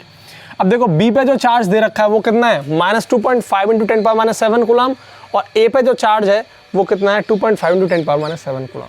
ठीक है, अब मुझसे नेट चार्ज पूछ रहा है, तो सिंपल सा लॉजिक है, नेट चार्ज, मुझे नेट चार्ज निकालना है, नेट चार्ज ऑफ सिस्टम। तो देखो दोनों को ऐड कर दूंगा, Q नेट बराबर क्या हो जाएगा QA + के QB। ऐड करने के बाद देखो ये तो है QA कितना है 2.5 इंटू 10⁻⁷ कूलम और QB कितना है -2.5 इंटू 10⁻⁷ कूलम। तो देखो प्लस माइनस माइनस कितना हो गया 0, तो Q नेट कितना आ जाएगा 0। तो इस सिस्टम का जो Q नेट है वो कितना आ गया 0। ठीक है, अब देखो electric dipole moment, dipole moment, ठीक है, इसको हम P से रिप्रेजेंट करते थे, electric dipole moment of system, इसे बोलेंगे हम P वेक्टर, क्योंकि कैसी क्वांटिटी है वेक्टर फिजिकल क्वांटिटी है। तो मैग्नीट्यूड के साथ साथ हमें इसकी डायरेक्शन भी बतानी है। ठीक, देखो P बराबर क्या फॉर्मूला था हमारे पास Q इंटू डी, राइट। अब ये कौन सा चार्ज होता था, हम पॉजिटिव चार्ज ले सकते हैं, तो Q कितना आ जाएगा, Q आ जाएगा A वाला ले लेते हैं, दिस इज पॉजिटिव चार्ज, तो ये आ जाएगा 2.5 इंटू वॉट 10⁻⁷ कूलम इंटू ये डिस्टेंस। देखो अभी अब डिस्टेंस जेड एक्सिस पर A से लेके B तक की, क्योंकि यही तो डायपोल है, क्योंकि देखो एक्चुअल में ये नेगेटिव चार्ज A पर पॉजिटिव चार्ज और B पर नेगेटिव चार्ज, A पर पॉजिटिव चार्ज B पर नेगेटिव चार्ज, तो ये आपके लिए क्या बन गया डायपोल बन गया। क्योंकि डायपोल की कंडीशन क्या थी, सेम मैग्नीट्यूड का जो चार्ज होना चाहिए और साइन कैसे होनी चाहिए दोनों पर अपोजिट। तो सेम कंडीशन, इस QA पर चार्ज कितना 2.5 इंटू 10⁻⁷ और B पे कितना -2.5, तो ये आपके लिए क्या बन गया है A से लेके B तक ये डायपोल बन गया। और डायपोल की ये आपको क्या निकाल देनी है इसकी लेंथ, तो लेंथ कितनी है ये 15 और ये 15, टोटल कितना आ गया 30 सेंटीमीटर। तो D कितना आ गया निकल के, D आ गया 30 सेंटीमीटर, यानी 15 सेंटीमीटर + 15, तो आ गया 13 सेंटीमीटर। अगर ये 30 सेंटीमीटर आ गया तो उसको मीटर में कन्वर्ट कर दो, 30 इंटू 10⁻⁻² मीटर, तो D कितना निकल के आएगा। कुछ लोग इसको 2A से भी रिप्रेजेंट करते हैं इस वाली डिस्टेंस को, तो कोई फर्क नहीं पड़ता, 2A बराबर 30 इंटू 10⁻² हो जाएगा, मैं इसको D से रिप्रेजेंट करता हूँ। ठीक है, तो ये आ जाएगा 30 इंटू 10⁻²² मीटर। ठीक है, ये आ गया P वेक्टर। अब इसको सॉल्व करते हैं, देखो क्या निकल के आएगा, ये निकल के आएगा P वेक्टर बराबर व्हाट 30 इंटू 2.5, ये आ गया 75 into 10 to the power minus 9, और इसकी यूनिट क्या निकल के आ जाएगी, कूलाम मीटर।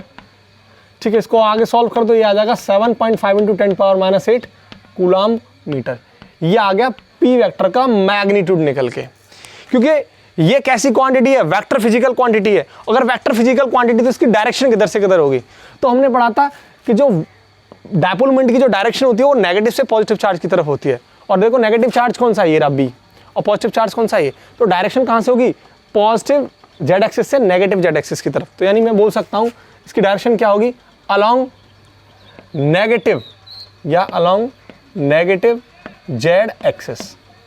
ठीक है, ये क्या होगी इसकी डायरेक्शन, क्योंकि ये नेगेटिव ये पॉजिटिव, तो डायरेक्शन कहाँ से कहाँ तक हो जाएगी, नेगेटिव से पॉजिटिव की तरफ। तो ये पी वेक्टर की डायरेक्शन होगी, ये वाली। ठीक है, पॉजिटिव से जेड एक्सिस की तरफ ये। ठीक है, तो इसको अच्छे से नोट करो, इसके बाद मैं आपको 1.10 क्वेश्चन कराता हूँ। अब देखो next 1.10, an electric dipole with dipole movement 4 into 10 power minus 9 coulomb metre. तो डायपोल मूवमेंट कितना दे रखा है, मैं 4 इंटू 10 पावर 9 कूलाम मीटर। ठीक है, is align at the 30 degree with the direction of a uniform electric field of magnitude 5 into 10 power 4 newton coulomb inverse. Calculate the magnitude of torque acting on the dipole. ठीक है, तो देखो ये आपका uniform electric field है। ठीक है, इस तरीके से ये क्या है, यूनिफॉर्म इलेक्ट्रिक फील्ड, यानी हर जगह क्या होगा, फील्ड सेम होगा। ठीक है, ये आपका है यूनिफॉर्म इलेक्ट्रिक फील्ड इस डायरेक्शन। अब उसने बोला है यहां आपको जो डायपोल है, ये डायपोल, ये रखा कोई डायपोल, और ये डायपोल इस यूनिफॉर्म फील्ड से कितने डिग्री एंगल बनाता है, 30 डिग्री। ये डायपोल है। ठीक है, ये डायपोल है, यानी इसके पास एक पॉजिटिव चार्ज होगा और इसके पास एक नेगेटिव चार्ज होगा, कुल मिला के ये डायपोल हो जाएगा। तो इसका जो डायपोल मूवमेंट है वो इस यूनिफॉर्म इलेक्ट्रिक फील्ड के साथ 30 डिग्री का एंगल बनाता है। तो इसका जो डायपोल मूवमेंट है यानी पी वेक्टर, वो हमें गिवन कर रखा है कितना, 4 into 10 to the power minus 9 coulomb metre, ये गिवन है। ठीक है, और आगे बोल रहा है एंगल हमें गिवन है, थीटा हमें कितना दे रखा है, 30 डिग्री, ये दोनों डाटा गिवन है। आगे बोल रहा है यूनिफॉर्म इलेक्ट्रिक फील्ड, वो भी हमें गिवन है, कितना है, 5 into 10 to the power 4 newton coulomb inverse. ठीक है, तो हमसे क्या निकलवा रहा है, टॉर्क निकलवा रहा है कि टॉर्क कितना काम करेगा, यानी रोटेशन, टॉर्क कितना लगेगा। तो देखो टॉर्क, टॉर्क क्या होता था, पी साइन ऑफ थीटा।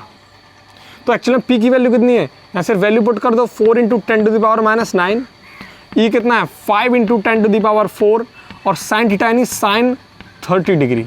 तो अब इसको सॉल्व कर लो, ये 20 और ये आ जाएगा 10 to the power minus 5। Sine 30 की वैल्यू कितनी है, 1/2, और ये देखो 10, ये आ गया तुम्हारा 10 टू द पावर माइनस 4, और इसकी यूनिट क्या निकल के आ जाएगी, न्यूटन मीटर। टॉर्क कितना निकल के आ गया, 10 to the power minus 4 newton metre. ठीक है, इसको अच्छे से नोट करो, इसके बाद मैं आपको नेक्स्ट कराता हूं। अब देखो क्वेश्चन 1.11। ठीक है, a polythene piece rubbed with wool is found to have a negative charge of 3 into 10 to the power minus 7 coulomb. यानी अगर पॉलिथीन पीस को मैं रब करता हूं किसके साथ, वूल के साथ। ठीक है, तो पॉलिथीन पर कितना नेगेटिव चार्ज आ रहा है, 3 into 10 to the power minus 7 coulomb. तो पहले हमसे बोल रहा है, फर्स्ट क्वेश्चन बोल रहा है इसके अंदर एक कि estimate the number of electron transferred from which to which, यानी कितने नंबर ऑफ इलेक्ट्रॉन ट्रांसफर्ड होंगे वो हमें बताना है। जब हम बुल को पॉलीथीन को बुल के साथ रब करेंगे तो नंबर ऑफ इलेक्ट्रॉन कितने ट्रांसफर होंगे, एक तो वो बताना है। दूसरा फ्रॉम विच टू विच, किससे किस पर ट्रांसफर होंगे, बुल से पॉलीथीन पर ट्रांसफर होंगे या पॉलीथीन से बुल पर ट्रांसफर होंगे।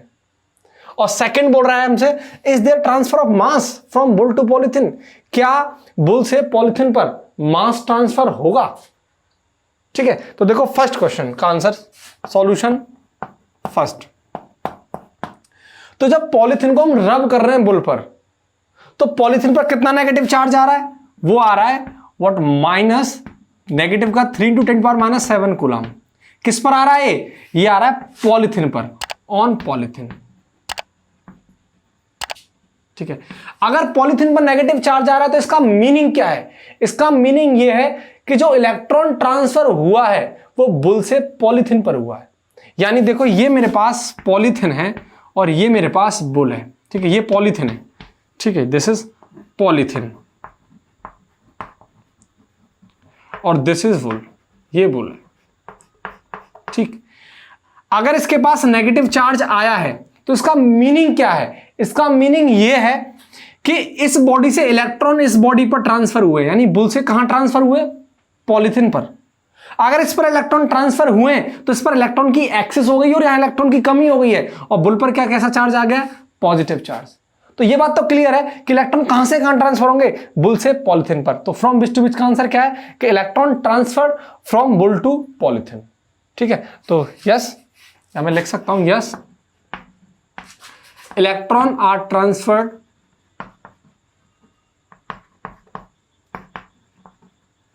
From wool to polythene. ये बात क्लियर है। लेकिन अब कितने नंबर ऑफ इलेक्ट्रॉन ट्रांसफर होंगे वो हमें कैलकुलेट करना है। तो देखो, Q बराबर क्या होता है? एन। एन क्या है यहां पर? Number of electron. तो यहां से मैं एन की वैल्यू कैलकुलेट कर सकता हूं। तो एन बराबर कितना हो जाएगा? Q/E। और कितना चार्ज है पॉलीथिन पर आया है ट्रांसफर होकर? वो है -3 × 10⁻⁷ कूलम अपॉन, और इलेक्ट्रॉन कितना होता है?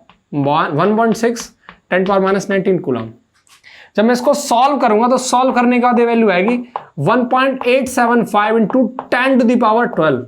यानी जो बुल से पॉलीथिन पर इलेक्ट्रॉन ट्रांसफर हुए हैं वो कितने इलेक्ट्रॉन ट्रांसफर हुए हैं? 1.875 × 10⁻12 इलेक्ट्रॉन्स। नंबर ऑफ इलेक्ट्रॉन इतने ट्रांसफर हुए हैं। ठीक है, देखो ये जो केस है इसके अंदर जो आगे आगे बोला है हमसे कि is there transfer of mass from wool to polythene. क्या मास भी ट्रांसफर होगा? कहां? बुल से पॉलीथिन पर। यस, अगर चार्ज ट्रांसफर हुआ है तो मैंने आपको लेक्चर नंबर 1 के अंदर प्रॉपर्टी ऑफ चार्ज में बहुत अच्छे से एक्सप्लेन किया था कि जब चार्ज ट्रांसफर होगा तो चार्ज के साथ उसका मास भी ट्रांसफर होगा, उसके साथ उसका मास भी ट्रांसफर होगा। यानी अगर इलेक्ट्रॉन बुल से पॉलीथिन पर आया है तो मास भी बुल से पॉलीथिन पर ट्रांसफर होगा। तो इसका आंसर क्या होगा? Yes, mass is transfer from wool to polythene. ठीक है, तो देखो बी का आंसर क्या होगा? Yes, mass is transferred from wool to polythene. ये बात तो क्लियर है, मास तो ट्रांसफर होगा। लेकिन अब मैं आपसे बोलूं, ये मैं आपको बता देता हूं कितना मास ट्रांसफर होगा। टोटल मास हमें कैलकुलेट करना हो तो कैसे करेंगे? तो देखो, टोटल मास क्या? Total mass transferred from wool to polythene. तो देखो, टोटल मास हमें कैलकुलेट करना है तो m टोटल यानी टोटल मास बराबर कैसे कैलकुलेट करेंगे? मास of electron into number of electrons. देखो, नंबर ऑफ इलेक्ट्रॉन्स। ठीक है, तो मास ऑफ इलेक्ट्रॉन कितना होता है? 9.12 × 10⁻31 किलोग्राम। और नंबर ऑफ इलेक्ट्रॉन कितने ट्रांसफर हुए थे? 1.875 इंटू वॉट? 10⁻12। जब मैं इसको सॉल्व करूंगा तो टोटल मास निकल के आएगा m टोटल बराबर 1.706 इंटू 10⁻18 किलोग्राम। यानी इतना मास ट्रांसफर होगा।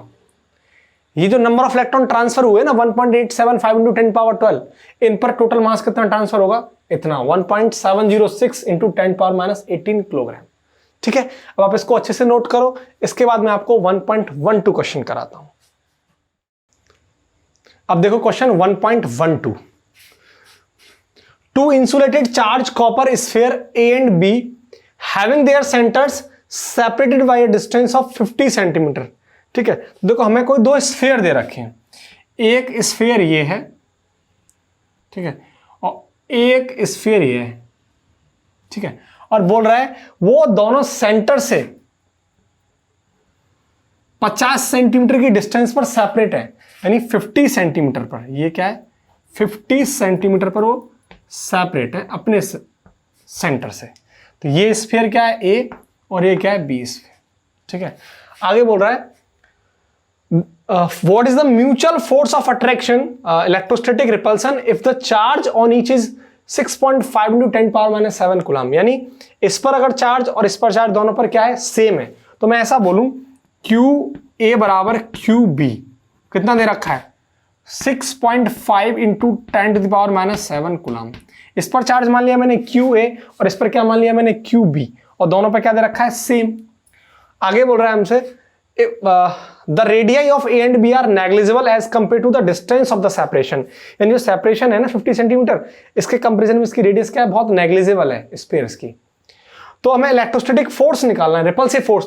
कॉमन सी बात है दोनों के चार्जेस कैसे हैं पॉजिटिव है, तो क्या होगा रिपल्सन होगा, वो रिपल्सिव फोर्स हमें कैलकुलेट करना है। तो हम क्या करेंगे कूलम्ब्स लॉ की हेल्प से फोर्स कैलकुलेट कर सकते हैं। तो देखो कूलम्ब्स लॉ से क्या होगा F बराबर K Q1 इंटू Q2, तो Q A Q B upon what R square. अब इनके बीच का डिस्टेंस कितना है 50 सेंटीमीटर, और यानी R कितना है 50 सेंटीमीटर। इसको मीटर में कन्वर्ट करूंगा तो कितना हो जाएगा 50 into 10 power minus 2 metre, metre में कन्वर्ट करना है, राइट।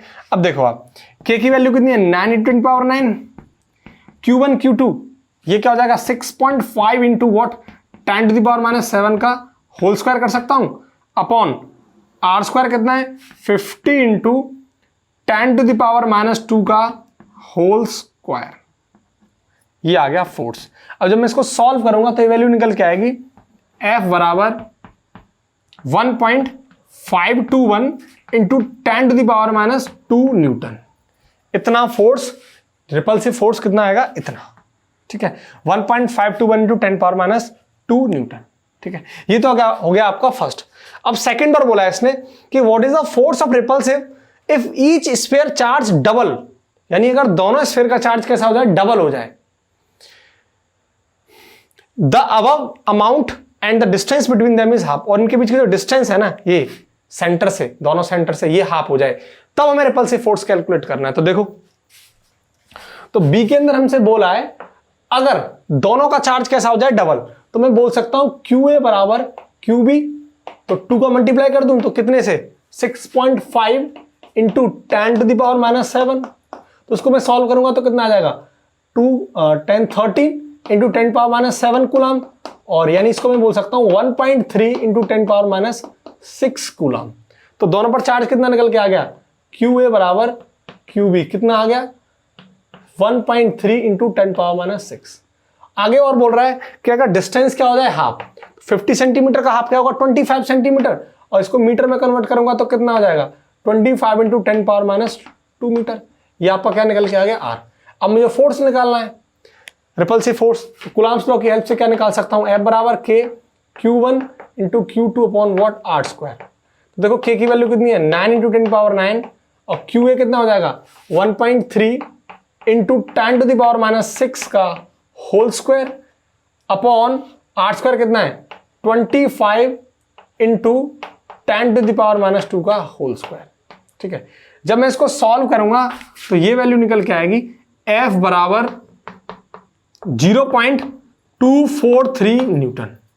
तो कितना फोर्स निकल के आ रहा है 0.243 न्यूटन, ठीक है। इसको अच्छे से नोट करो, इसके बाद फिर मैं आपको नेक्स्ट क्वेश्चन कराता हूं।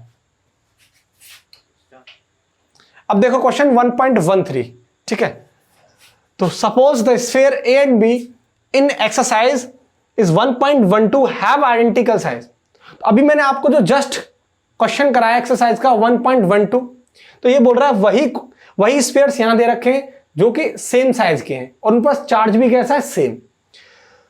A third sphere of same size but अनचार्ज is brought in the contact with the first. तो एक थर्ड स्फीयर है जो कि अनचार्ज है, पहले हम उसको ए के कांटेक्ट में लेके आते हैं, then brought in contact with the second यानी बी के कांटेक्ट में लेके आते हैं, and finally remove from both. तो what is the new force of repulsion between A and B. ठीक है, तो देखो क्वेश्चन कह क्या रहा है। क्वेश्चन एक्चुअल में ये बोल रहा है कि जो 1.12 क्वेश्चन के अंदर हमें स्फीयर्स दे रखे हैं वही स्फीयर्स की हमें यहां बात करनी है, उन पर चार्जेस वहां जो दे रखा था वही यहां होना चाहिए, और जो सेंटर्स के बीच का सेपरेशन था जो वहां था वो यहां होना चाहिए। ठीक है, तो देखो स्फीयर, एक तो ये स्फीयर था ए और एक स्फीयर था ये V, और इनके बीच का वहां जो सेपरेशन था वो कितना था 50 सेंटीमीटर। और इस पर चार्ज कितना था, इस पर दोनों पर चार्ज जो था वो ये था QA बराबर QB, दोनों पर सेम था, वो था 6.5 इंटू 10⁻⁻7 कूलम, ये चार्ज दे रखा था। ठीक है, 6.5 इंटू 10⁻⁻7 कूलम, और सेपरेशन इतना दे रखा है। ठीक, अब ये बोल रहा है कि अगर मैं इस सी स्फीयर को जो आपको दे रखा है थर्ड स्फीयर, जिसको मैं सी स्फीयर बोल रहा हूं यानी थर्ड स्फीयर, इस थर्ड स्फीयर को ए के कांटेक्ट में लेके आता है और उसके बाद उसी थर्ड स्फीयर को बी के कांटेक्ट में लेके आता है। ठीक है, तो कंडीशन ये है कि देखो ये ए स्फीयर है और ये क्या है सी स्फीयर, ये मान के चलो थर्ड स्फीयर, जिसको मैं क्या बोल रहा हूं सी स्फीयर, सी स्फीयर का नाम दे रहा हूं, this is third sphere, third sphere. ठीक है, फर्स्ट, ये सेकंड और ये थर्ड स्फीयर, जिसको मैं सी बोल रहा हूं। सेपरेशन वही है इनके बीच की। ठीक है, तो आगे बोल रहा है कि अब मैं इसको एक कांटेक्ट में लेके आता हूं। अगर इस पर चार्ज, देखो ये चार्ज है कितना है 6.5 × 10⁻⁷ कूलम, यानी अगर इस पर चार्ज क्या है Q, मैं क्या मान लेता हूं जनरल सी बात, अगर इस पर चार्ज Q है, ये बिफोर कांटेक्ट की प्रॉब्लम है, यानी ये क्या है कांटेक्ट से पहले, बिफोर कांटेक्ट, अभी कांटेक्ट में नहीं लाया, बिफोर कांटेक्ट। लेकिन आफ्टर कांटेक्ट, ये कंडीशन देखो, आफ्टर कांटेक्ट जब मैं इनको क्या लेके आया कांटेक्ट में ए और सी को, आफ्टर कांटेक्ट, तो कंडीशन क्या हो जाएगी, ये स्फीयर ए और ये स्फीयर बी, सॉरी सी, ये स्फीयर ए, इस पर जो चार्ज Q था अब वो क्या हो जाएगा, इस पर हाफ हाफ डिवाइड हो जाएगा। ये मैंने आपको प्रॉपर्टी करा रखी है, अगर आप जाएंगे तो वहां चार्ज के केस के अंदर लेक्चर नंबर 1 के अंदर आपको वहां मैंने कंडीशन सिखा रखी है। ठीक है, तो देखो अगर इस पर चार्ज कितना है Q, तो ये इसके कांटेक्ट में आने पर इस पर कितना हो जाएगा हाफ हाफ, दोनों पर हाफ हाफ चार्ज डिवाइड हो जाएगा। तो अब सी पर कितना चार्ज आ गया Q/2। अब मैं इनको सेपरेट कर दूं, क्या कर दूं आफ्टर सेपरेशन, क्या कर दूं आफ्टर सेपरेशन, अब मैं दोनों को अलग अलग कर दूं आफ्टर सेपरेशन। तो देखो जो A है उस पर चार्ज कितना बचेगा Q/2 रह जाएगा, और जो C है उस पर चार्ज कितना रह जाएगा Q/2। ठीक है, तो अब आगे चलो, अब आगे बोल रहा है वो, अब मैं इसी C चार्ज को B के कांटेक्ट में लेके आता हूं। ठीक है, तो देखो ये है B स्फीयर, ये रहा, इसको मैंने यहां बना लिया है B स्फीयर है। ठीक है, और ये आपका है C स्फीयर, और जिस पर चार्ज कितना है Q/2, और B पे स्फीयर पर चार्ज कितना है Q। अब ये कब की प्रॉब्लम है, जब ये कांटेक्ट में नहीं है, बिफोर कांटेक्ट। ये कब की कंडीशन है, बिफोर कांटेक्ट, कांटेक्ट से पहले की सिचुएशन है। लेकिन जब ये कांटेक्ट में आ जाते हैं आफ्टर कांटेक्ट, तो देखो क्या होगा, ये जो स्फीयर है B और ये C, इसके कांटेक्ट में आएगा तो अब इस पर चार्ज डिस्ट्रीब्यूटेड हो जाएगा हाफ हाफ इनके, यानी अगर इनके टोटल सम का कितना चार्ज ट्रांसफर हो जाएगा दोनों पर हाफ। ये प्रॉपर्टी बोलती है अगर इस पर चार्ज Q है और इस पर कितना चार्ज है Q/2, अगर इस पर Q और इस पर कितना आ गया Q/2, तो इसका हाफ कर देंगे तो इन पर हाफ हाफ चार्ज डिवाइड हो जाएगा। तो इसको अगर मैं सॉल्व करूंगा तो कितना निकल के आएगा, ये आएगा 2Q + Q, कितना हो जाएगा 3Q/2, यानी 3Q/4, कितना आएगा ये 3Q/4। तो इस पर जो चार्ज है वो कितना आ जाएगा 3Q/4, और इस पर चार्ज कितना आ जाएगा 3Q/4 कांटेक्ट में आने पर। इस पर चार्ज कितना था कांटेक्ट से पहले B पर Q, और इस पर चार्ज कितना था Q/2। लेकिन जैसे ही कांटेक्ट में आएंगे तो इनके सम, इनको हम ऐड करेंगे सम को, और सम के बाद इन पर हाफ हाफ चार्ज ट्रांसफर हो जाएगा, वो कितना आएगा 3Q/4। ठीक है, अब जैसे मैं इसको सेपरेट कर दूंगा आफ्टर सेपरेशन, आफ्टर सेपरेशन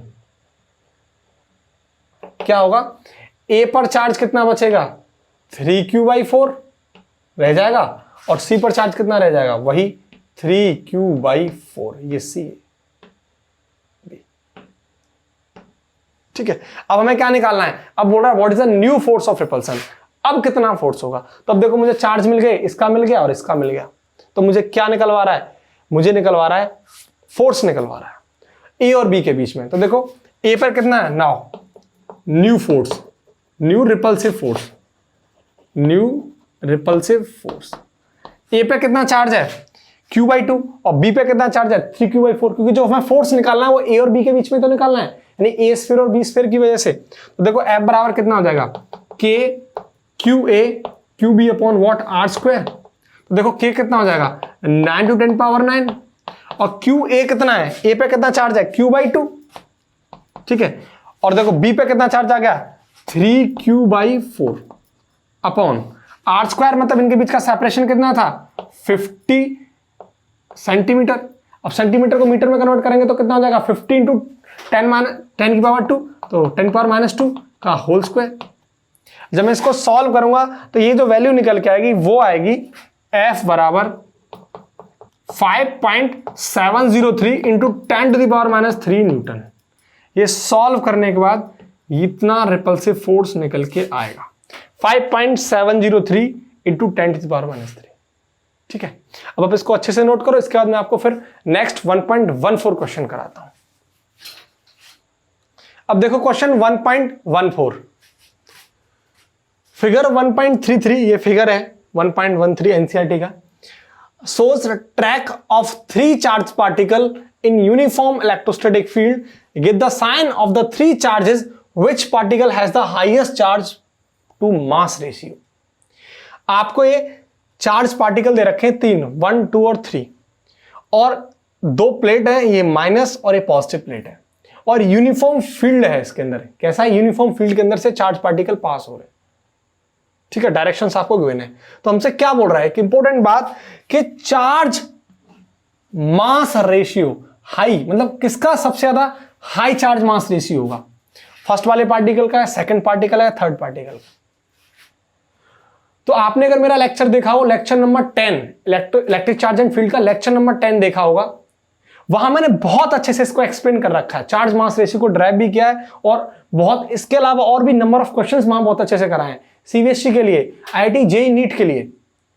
आप यहां आई बटन पर क्लिक करके डायरेक्ट लेक्चर नंबर 10 के अंदर मूव कर सकते हैं। ठीक है, वहां जाने का ये बेनिफिट होगा कि वहां नंबर ऑफ क्वेश्चंस बहुत ज्यादा दे रखे हैं। ये तो एनसीईआरटी के अंदर चार्ज मास रेशियो का एक ही क्वेश्चन है। ठीक है, वहां आप उस लेक्चर के अंदर जाएंगे, लेक्चर नंबर 10 के अंदर जाएंगे तो बहुत अच्छे अच्छे लेवल के क्वेश्चंस आपको देखने को मिलेंगे। ठीक है, तो देखो, तो हाईएस्ट चार्ज मास रेशियो पूछ रहा है मुझसे। तो पहले तो मैं आपको एक लॉजिक बताता हूं कि हाईएस्ट चार्ज मास रेशियो का लॉजिक क्या है। तो देखो, हमने वहां उस लेक्चर के अंदर अच्छे से चीजें सीखी थी लेक्चर नंबर 10 के अंदर, जो कि चीज मैं यहां एक्सप्लेन कर देता हूं कि जो हाईएस्ट चार्ज मास रेशियो वो किसके बराबर होता है, डायरेक्टली प्रोपोर्शनल होता है डिस्प्लेसमेंट के। किसके होता है, डिस्प्लेसमेंट के। तो displacement is directly proportional charge by mass ratio, यानी Q/m या E/m। अगर चार्ज क्या है इलेक्ट्रॉन, तो E/m लिख सकता हूं। ठीक है, ये यहां से लॉजिक चलता है। Displacement is directly proportional charge to mass ratio, यानी अगर डिस्प्लेसमेंट ज्यादा तो चार्ज टू मास रेशियो ज्यादा, अगर डिस्प्लेसमेंट कम पार्टिकल का तो charge by mass ratio particle का कम।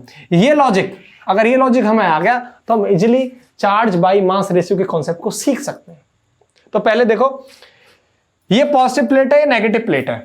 ठीक है, तो ये पहले तो हम उसने एक चीज और हमसे पूछी है ना कि आपको 1, 2, 3 ये जो चार्ज पार्टिकल है उनके साइन बताने हैं। तो give the sign of 3 charges, आपको इनके क्या देने हैं, साइन बताने। तो देखो, ये पॉजिटिव प्लेट है और ये first charge particle positive 1 plate की तरफ जा रहा है, 2 जा रहा है और 3 इससे दूर जा रहा है।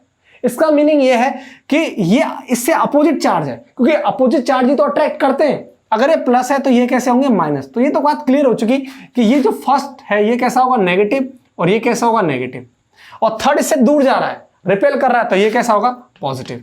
तो ये तो बात क्लियर है कि जो फर्स्ट चार्ज पार्टिकल होगा वो नेगेटिव होगा, सेकंड जो होगा वो नेगेटिव होगा, और थर्ड कैसा होगा पॉजिटिव। ठीक, तो ये तो हो गया क्लियर, ये साइन वाला लॉजिक तो क्लियर है। आप देखो हाईएस्ट चार्ज मास रेशियो। अब आप मुझे बताओ 1, 2 और थर्ड इस पॉजिटिव प्लेट से किसका डिस्प्लेसमेंट जाता है। यार क्लियर हमें दिख रहा है कि थर्ड प्लेट यानी थर्ड चार्ज पार्टिकल का डिस्प्लेसमेंट जाता है। अगर थर्ड चार्ज पार्टिकल का डिस्प्लेसमेंट जाता है तो जिसका डिस्प्लेसमेंट ज्यादा उसका चार्ज बाय मास रेशियो भी ज्यादा। तो मैं बोल सकता हूं सकता हूं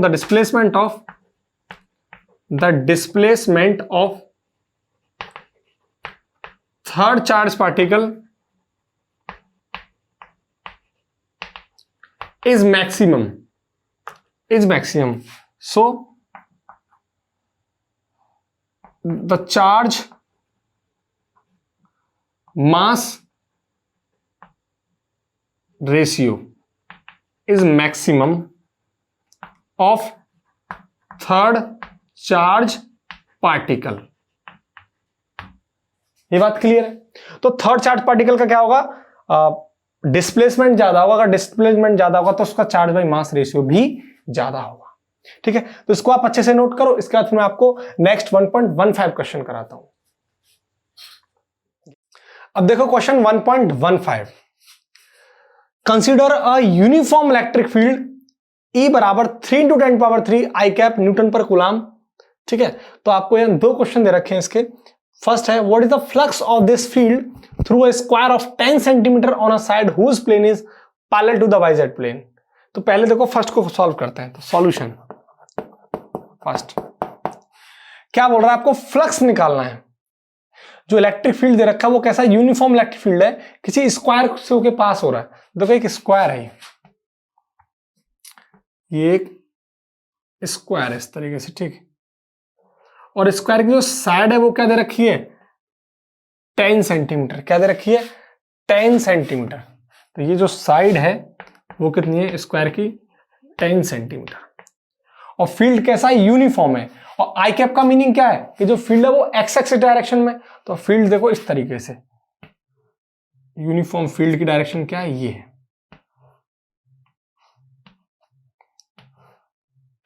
ये यूनिफॉर्म फील्ड की डायरेक्शन है। फील्ड किसमें, आई कैप यानी एक्स एक्सिस डायरेक्शन में। तो वो कितनी वैल्यू दे रखी है इलेक्ट्रिक फील्ड की, व्हाट 3 × 10³ आई कैप न्यूटन पर कूलम। अब हमसे क्या निकलवा रहा है, फ्लक्स निकलवा रहा है। कब, what is the flux of this field through a square of 10 centimetre on a side whose plane is parallel to the YZ plane. ये बहुत इंपॉर्टेंट बात है कि whose plane is parallel to the YZ plane, यानी जो normal vector होगा वो क्या होगा, इस इलेक्ट्रिक फील्ड के क्या होगा, पैरेलल होगा। बोल तो रहा है वो वाईजेड के क्या है, पैरेलल। तो यानी यूनिफॉर्म जो आपका नॉर्मल वेक्टर होगा वो क्या होगा, एन कैप, वो क्या होगा इसके पैरेलल। अगर ये पैरेलल होगा तो इलेक्ट्रिक फील्ड और नॉर्मल वेक्टर में थीटा क्या आ जाएगा, 0 डिग्री। तो एंगल क्या है, थीटा क्या है, angle between electric field and normal vector. तो थीटा क्या गया इनके बीच में, 0। तो आप सिंपल सा फ्लक्स कैलकुलेट कर दो। तो फ्लक्स क्या आ जाएगा, EA cos ऑफ थीटा। अब देखो मुझे A यानी एरिया ऑफ दिस स्क्वायर भी निकालना है। तो एरिया ऑफ दिस स्क्वायर क्या हो जाएगा, वो होगा आपका 10 × 10 100 यानी आ जाएगा, अगर मैं इसको मीटर में कन्वर्ट करूंगा तो 0.01 मीटर स्क्वायर ये निकल के आएगा। ठीक है, तो मैं डायरेक्ट वैल्यू पुट कर सकता हूं। तो इलेक्ट्रिक फील्ड कितना है, 3 × 10³ 3 × 0.01 इंटू cos 0 की वैल्यू कितनी होती है, 1। तो ये आ जाएगा 3 × 10³ इंटू 0.01। जब मैं इसको सॉल्व करूंगा तो ये निकल के आएगा करीब 30 newton metre square upon coulomb, ये इसकी यूनिट आ जाएगी। तो फ्लक्स कितना निकल के आ गया, फ्लक्स निकल के आ गया 30 newton metre square upon coulomb. ठीक है, तो अब देखो आप बी क्या बोल रहा है, what is the flux through the same square if the normal to its plane makes 60 degree angle with the x axis। yes, x axis के साथ जो नॉर्मल वेक्टर वो कितने डिग्री एंगल बना रहा है, वो बना रहा है 60 डिग्री का एंगल। तब फ्लक्स कितना होगा वो मैं कैलकुलेट करना है। तो देखो ये बी पार्ट, ये क्या है, बी पार्ट। तो यही स्क्वायर है। ठीक है,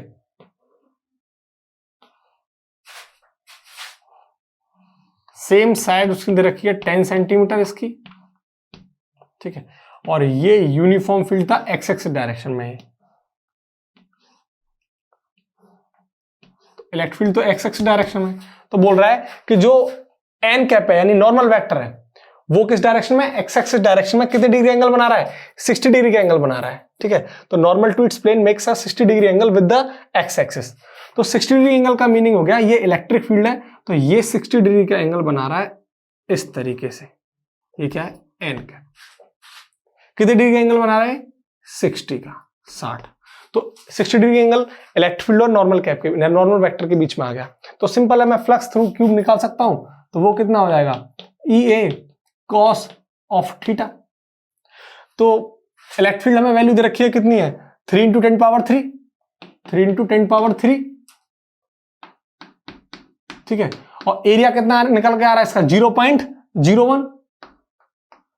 इंटू और cos थीटा cos 60, तो cos 60 की वैल्यू कितनी हो जाएगी 1/2, 2 का इसमें करोगे मल्टीप्लाई, ये 30 निकल के आएगा ये पूरा, तो 15, यस। तो फ्लक्स कितना निकल के आ गया 15 newton metre square upon coulomb, तो ये निकल के आ गया फ्लक्स, ठीक है। अब आप इसको अच्छे से नोट करो, इसके बाद मैं आपको नेक्स्ट क्वेश्चन कराता हूं। अब देखो question 1.16, what is the net flux of the uniform electric field of exercise 1.15 through a cube of side 20 centimetre oriented so that its face are parallel to the coordinate plane। तो हमसे बोल रहा है, जब अभी मैंने आपको जस्ट क्वेश्चन 1.15 जो एक्सप्लेन किया था उसके अंदर यूनिफॉर्म इलेक्ट्रिक फील्ड की वैल्यू कितनी दे रखी थी, वो वैल्यू दे रखी थी E बराबर 3 × 10⁻³ I कैप न्यूटन पर कूलम, यानी एक्स एक्सिस डायरेक्शन में यूनिफॉर्म इलेक्ट्रिक फील्ड था वो इतना था 3 × 10⁻³, ठीक है। तो अब उसने क्या बोला, एक क्यूब है ना, और जो क्यूब की साइड कितनी है 20 सेंटीमीटर, उस क्यूब से कितना फ्लक्स पास होगा वो हमें, यानी नेट फ्लक्स कितना पास होगा वो हमें कैलकुलेट करना है। तो देखो ये रहा क्यूब, इस तरीके से देखो,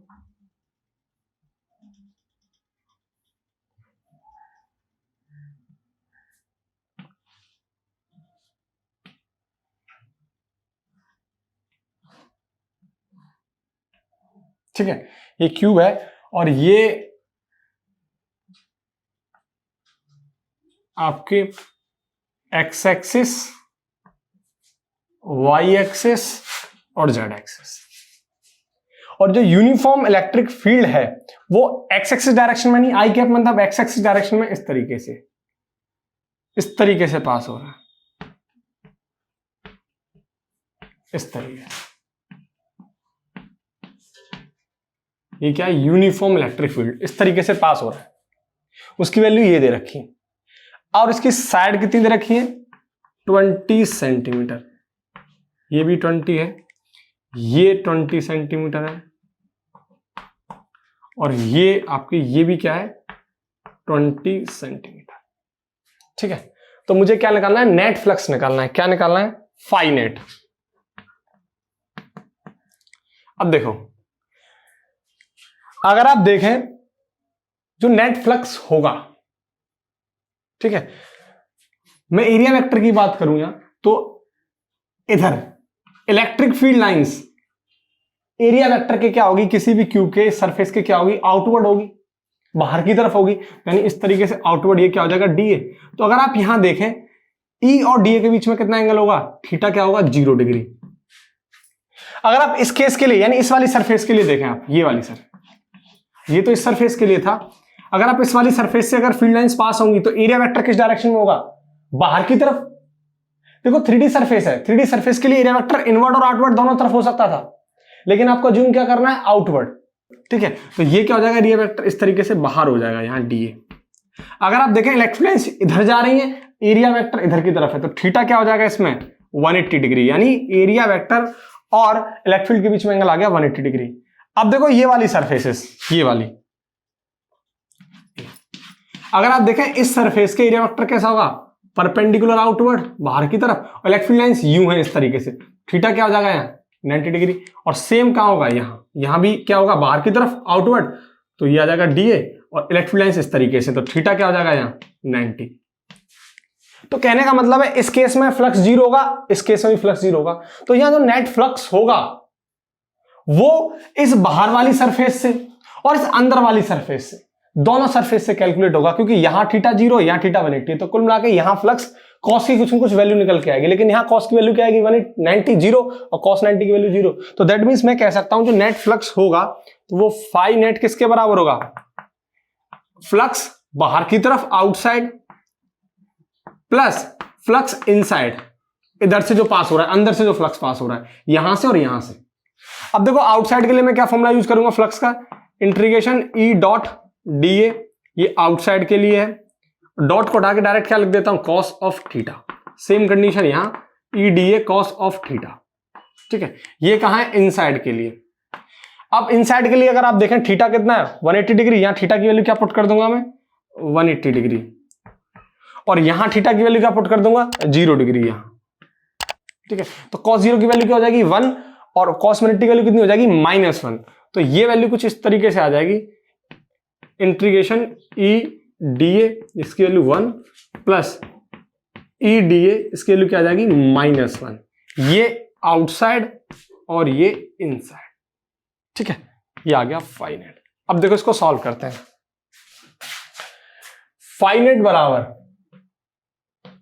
अगर आप देखें यहां इलेक्ट्रिक फील्ड कांस्टेंट है, तो इलेक्ट्रिक फील्ड को मैं बाहर ले लूंगा, अंदर क्या बचा डीए, ये किसके लिए था आउटसाइड, ठीक है। प्लस और प्लस माइनस माइनस, यहां माइनस आ जाएगा, इलेक्ट्रिक फील्ड बाहर हो जाएगा, अंदर क्या बचा डीए। अगर आप यहां से एरिया निकालेंगे तो एरिया क्या निकल के आ जाएगा, सेंटीमीटर 20 सेंटीमीटर है, तो 20 का होल स्क्वायर, तो ये आ जाएगा एरिया क्या निकल के आ जाएगा इसका 20 का स्क्वायर माइनस इसका भी 20 का स्क्वायर, और इलेक्ट्रिक फील्ड अगर आप कॉमन ले लेंगे तो अंदर क्या बचा 20 का स्क्वायर माइनस 20 का स्क्वायर। अब बताओ फाइनेट कितना निकल के आ गया, फाइनेट आ गया, इसको मैं सॉल्व करूंगा तो ये 0, तो फाइनेट कितना आ गया 0। ये बात क्लियर है। तो नेट फ्लक्स जो निकल के आया वो कितना आया 0 इस क्यूब के थ्रू, ठीक। इसको अच्छे से नोट करो, इसका मैं आपको 1.17 कराता हूं। अब देखो question 1.17, careful measurement of the electric field at the surface of black box indicate that the net outward flux through the surface of the box is 8.0 into 10 to the power 3 newton metre square upon coulomb. यानी मेरे पास एक black box है, इस तरीके से कोई box है, ये एक बॉक्स है, ठीक है, ये क्या एक बॉक्स है, ठीक। अब बोला इस बॉक्स से बाहर की तरफ जो नेट फ्लक्स है, यानी जो फ्लक्स दे रखा है, नेट आउटवर्ड फ्लक्स जो है ये फाइनेट बाहर की तरफ, वो कितना है, वो आपको वैल्यू दे रखी है 8.0 into 10 to the power 3 newton metre square upon coulomb. ये आपको डाटा दे रखा है, यानी इस ब्लैक बॉक्स से बाहर की तरफ इतना नेट फ्लक्स है, और वो इस बॉक्स से इजिली क्या कैलकुलेट कर रहा है, इलेक्ट्रिक फील्ड कैलकुलेट कर रहा है सरफेस से, ठीक है। तो हमसे फर्स्ट क्वेश्चन पूछा है कि what is the net charge inside the box, यानी इस बॉक्स के अंदर कितना चार्ज प्रेजेंट होगा, ठीक है। तो देखो आप first question solution first, what is the net charge inside the box. तो देखो जब नेट चार्ज की बात कर रहा हूं, इसके अंदर क्या निकलवा रहा है हमसे, net charge inside the box, inside. जब नेट चार्ज की बात कर रहा हूं इनसाइड किसी भी बॉडी के, और बाहर यानी और फ्लक्स की बात कर रहा हूं, तो हमारे दिमाग में एक ही चीज आती है गॉसेस लॉ। एक्चुअल में गॉसेस लॉ किसी भी बॉडी के अंदर जब चार्ज प्रेजेंट रहता है तो उसने बहुत इजीली तरीके से हमें फ्लक्स कैलकुलेट करना सिखाया था। तो यहां हम गॉस लॉ की हेल्प से नेट चार्ज निकालेंगे इस बॉडी के इनसाइड। तो अकॉर्डिंग टू गॉस लॉ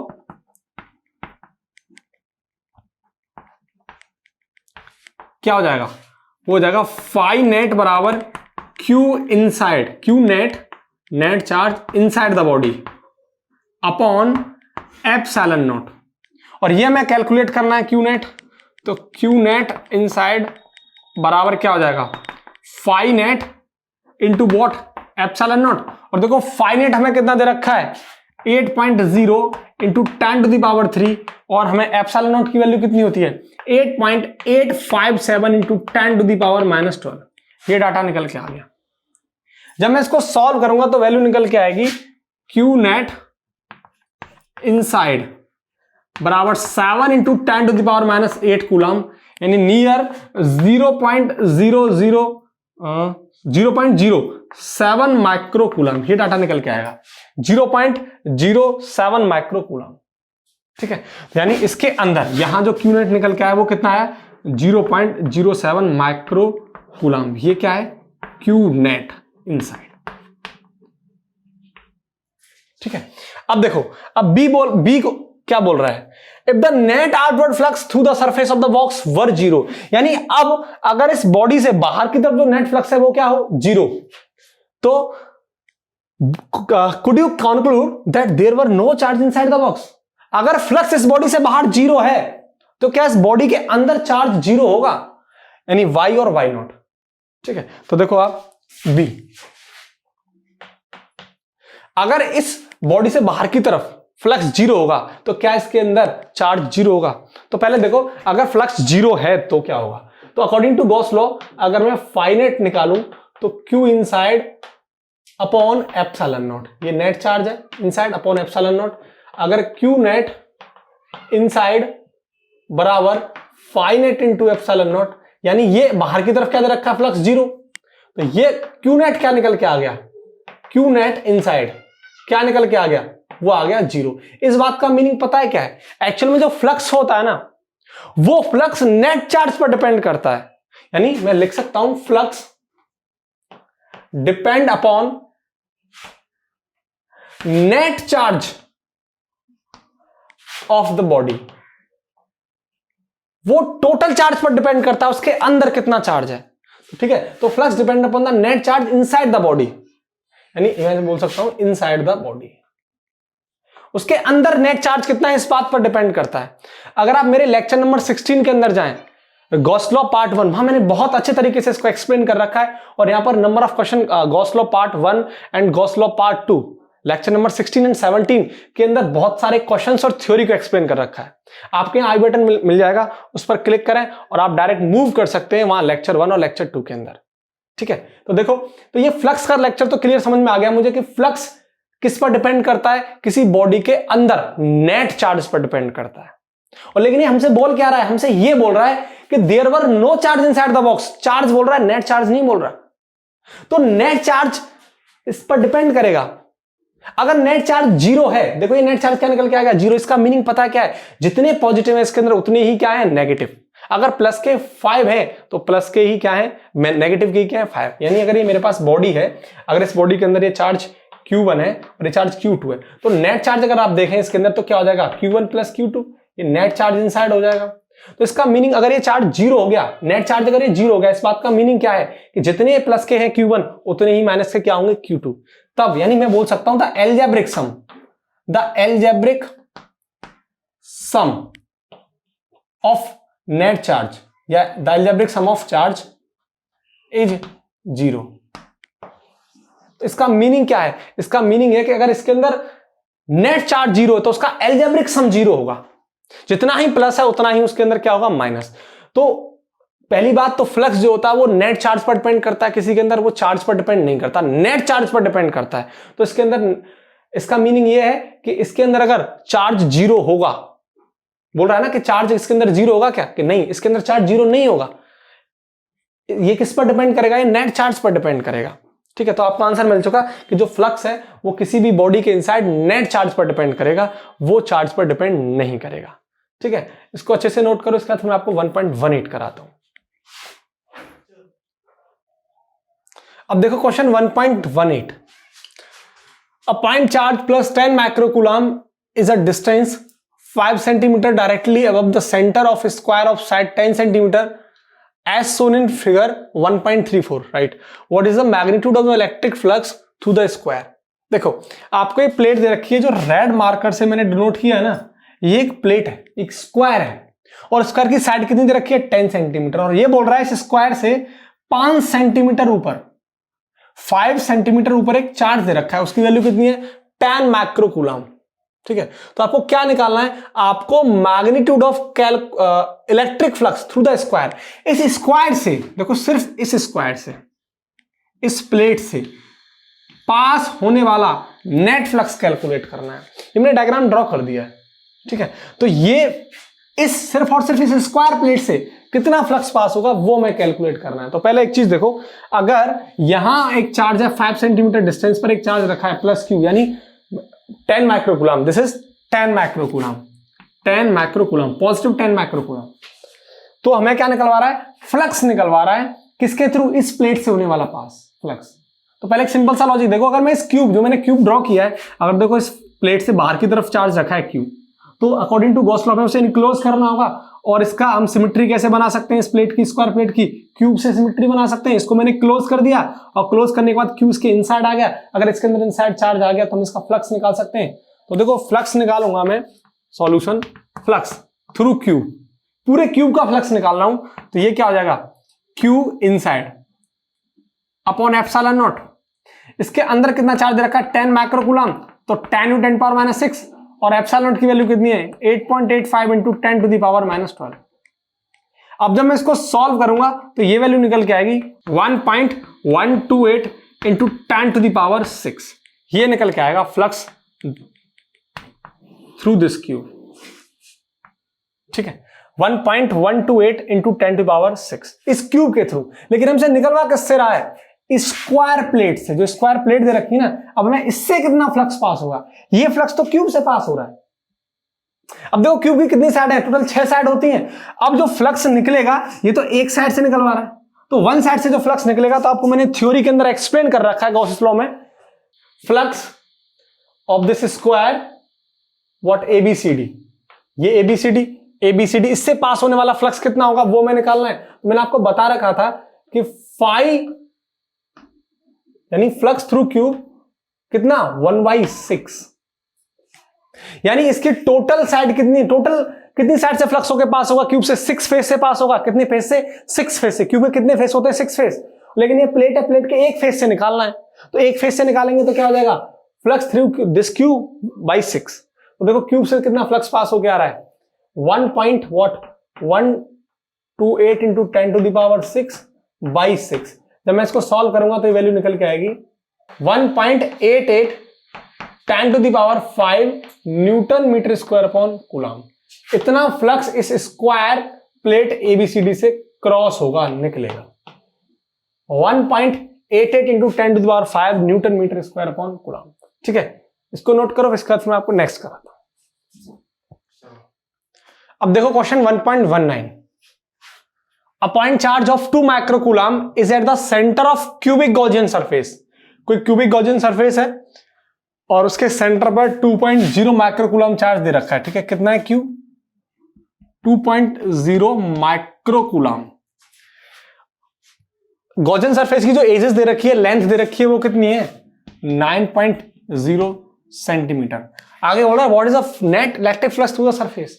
तो सिंपल है, जब फ्लक्स की बात कर रहा है तो through Gaussian surface, through flux through Gaussian surface by Gauss's law कितना हो जाएगा, Q अपॉन एप्सिलॉन नॉट, और Q कितना है 2 माइक्रोकूलम यानी 10⁻⁶ बाई एप्सिलॉन नॉट 8.857 × 10⁻⁻12। जब मैं इसको सॉल्व करूंगा तो ये वैल्यू निकल के आएगी 5 बराबर 2.26 × 10⁵ newton metre square upon coulomb. ये यूनिट है फ्लक्स की। ठीक है, तो बहुत इजीली फॉर्मूला बेस्ड क्वेश्चन है, इसको नोट करो। इसका फिर मैं आपको 1.20 कराता हूं। अब देखो question 1.20, a point charge causes an electric flux of -1.0 × 10⁻³ newton metre square upon coulomb to pass through a spherical Gaussian surface of 10 centimeter radius centered on the charge। ठीक है, आपसे इससे दो क्वेश्चन पूछे हैं। एक पूछ रहा है if the radius of Gaussian surface were double how much flux would pass through the surface। अगर इसकी रेडियस बढ़ा के यानी 10 सेंटीमीटर से डबल कर दी जाए यानी 20 सेंटीमीटर कर दी जाए तो अब इस सरफेस से कितना फ्लक्स पास होगा। और दूसरा बोल रहा है what is the value of point charge, इस पॉइंट चार्ज की वैल्यू क्या होगी। ठीक है, तो देखो फर्स्ट ए का सॉल्यूशन। अब देखो आप जो आपको पॉइंट यानी जो फ्लक्स की वैल्यू दे रखी है वो कितनी दे रखी है, वो दे रखी है -1.0 × 10⁻³ newton metre square upon coulomb.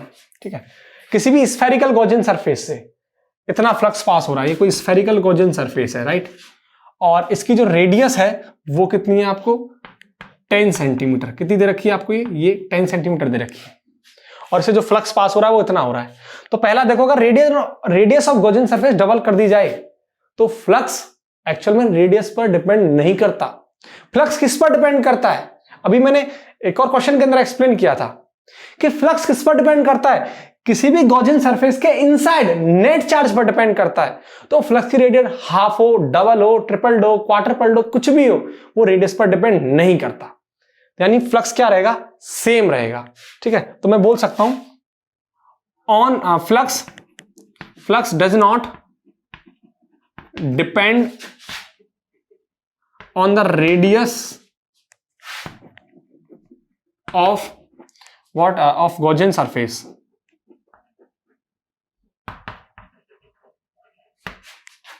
Flux depends upon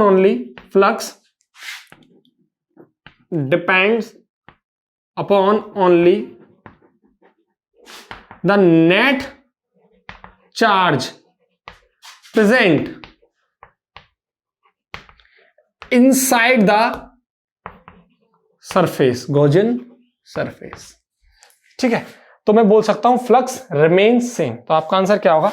answer होगा फ्लक्स रिमेन्स सेम. और वो कितना हो जाएगा? वो वही जितना हमें डाटा पहले दे रखा था. तो फाई बराबर -1.0 into 10⁻³ newton metre square upon coulomb. इतना ही फ्लक्स रहेगा. ठीक है, अब देखो सेकंड क्या बोल रहा है. सेकंड बोल रहा है what is the value of point charge.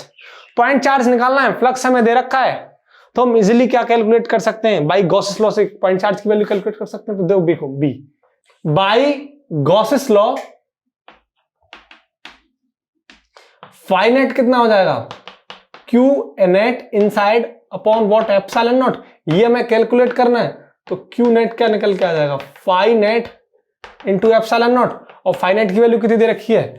-1.0 into 10⁻³ और एप्सिलॉन नॉट की वैल्यू कितनी होती है? 8.857 इंटू 10⁻12. ये आ गया क्यू नेट. अब जब मैं इसको सॉल्व करूंगा तो वैल्यू निकल के आएगी -8.85 इंटू 10⁻9 कूलम. तो कितना निकल के आ गया पॉइंट चार्ज की वैल्यू? -8.85 into 10⁻9 coulomb. ठीक है, इसको नोट करो. इसके बाद मैं आपको फिर 1.21 कराता हूं. अब देखो question 1.21. A conducting sphere of radius 10 centimeter has an unknown charge. ठीक है, कोई स्फेयर है. देखो ये रहा एक स्फेयर है और उसकी रेडियस कितनी दे रखी है? 10 सेंटीमीटर. कितनी है? 10 सेंटीमीटर ये रेडियस दे रखी है इसकी. 10 सेंटीमीटर ये इसका सेंटर है. Has an unknown charge. इसके पास कोई अननोन चार्ज है. If the electric field 20 centimetre from the centre of the sphere. Centre से 20 सेंटीमीटर दूर इसका इलेक्ट्रिक फील्ड कितना दे रखा है? 1.5 इंटू 10⁻³ न्यूटन पर कूलम. यानी इस सेंटर से 20 सेंटीमीटर दूर, यानी मानो 20 सेंटीमीटर यहां कोई पॉइंट मान लेता हूं मैं P. तो ये क्या है? 20 सेंटीमीटर दूर सेंटर से क्या इलेक्ट्रिक फील्ड कितना दे रखा है हमें इस पॉइंट पर? यहां से यहां तक वो दे रखा है व्हाट? 1.5 इंटू 10⁻³ न्यूटन पर coulomb. And point radially inward what is the net charge on the sphere. अब देखो रेडियली इनवर्ड जो इलेक्ट्रिक फील्ड है ना वो अंदर की तरफ है इस डायरेक्शन में. ये इलेक्ट्रिक फील्ड कहां है? अंदर की तरफ. अगर इलेक्ट्रिक फील्ड अंदर की तरफ है तो यहां साइन कैसा आएगा? नेगेटिव. इलेक्ट्रिक फील्ड कैसा हो जाएगा? नेगेटिव. इनवर्ड कैसा होता है? नेगेटिव. और आउटवर्ड कैसा होता है? पॉजिटिव. तो नेगेटिव साइन किस लिए आया है? Because of radially inward. ठीक है, ये नेगेटिव इलेक्ट्रिक फील्ड हो गया. डायरेक्शन बता रहा है कि अंदर की तरफ है नेगेटिव. तो ई बराबर -1.5 इंटू 10⁻³ न्यूटन पर कूलम. अब क्या निकलवा रहा है? Net charge of the sphere. हमें स्फीयर पर नेट चार्ज निकालना है. तो सिंपल है, हमें डाटा गिवन है. तो देखो नाउ हमें सब डाटा गिवन है. तो हम इलेक्ट्रिक फील्ड दे रखा है हमें और नेट चार्ज निकालना है. तो हम इलेक्ट्रिक फील्ड का फॉर्मूला हमारे पास क्या होता था? 1/4πε0 Q/r². ये मैं Q निकालना है तो Q क्या हो जाएगा? E into 4πε0 into r². तो देखो इलेक्ट्रिक फील्ड की वैल्यू कितनी दे रखी है? -1.5 इंटू 10⁻³ और 4πε0 की वैल्यू कितनी होगी? 1/9 इंटू 10⁻9 और r². यानी r एक 20 सेंटीमीटर है. इसको मीटर में कन्वर्ट करेंगे तो कितना हो जाएगा? 20 इंटू 10⁻2 मीटर. तो ये हो जाएगा व्हाट? 20 इंटू 10⁻2 का होल स्क्वायर. अब जब मैं इसको सॉल्व करूंगा तो Q की वैल्यू आएगी Q बराबर -6.67 इंटू 10⁻9 कूलम. इसको सॉल्व करने के बाद ये निकल के आएगा. ठीक है, तो इस पर जो नेट चार्ज है वो कितना है स्फीयर पर? -6.67 इंटू 10⁻9 कूलम. ठीक है, इसको नोट करो. इसके बाद मैं आपको 1.22 कराता हूं. अब देखो question 1.22. A uniformly charged conducting sphere of 2.4 meter diameter has a surface charge density of 80 microcoulomb पर मीटर स्क्वायर. यानी एक यूनिफॉर्मली चार्ज कंडक्टिंग स्फीयर दे रखा है. ये देखो ये एक स्फीयर है. ठीक है, और इस स्फीयर, ये कैसा कंडक्टिंग यूनिफॉर्मली चार्ज स्फीयर है, और इसकी डायमीटर, यानी डायमीटर कितना दे रखा है इसका, ये वो दे रखा है 2.4 वॉट मीटर। ये डायमीटर है इसका, ये यहां से यहां तक, और ये इसका सेंटर। और इस पर सरफेस चार्ज डेंसिटी सिग्मा कितनी दे रखी है, 80 micro coulomb per metre square. ठीक है, तो हमसे ए क्या निकलवा रहा है, find the charge on the sphere. इस पर चार्ज कितना है, तो पहला देखो ए क्या निकालना है हमें, charge on the sphere, Q on the sphere. ठीक है, तो इस पर चार्ज कितना डिस्ट्रीब्यूटेड होगा, तो सिंपल है, मैं क्या कर सकता हूं, सिग्मा बराबर क्या होगा, Q upon area. Area sphere का एरिया क्या हो जाएगा, 4 पाई आर स्क्वायर।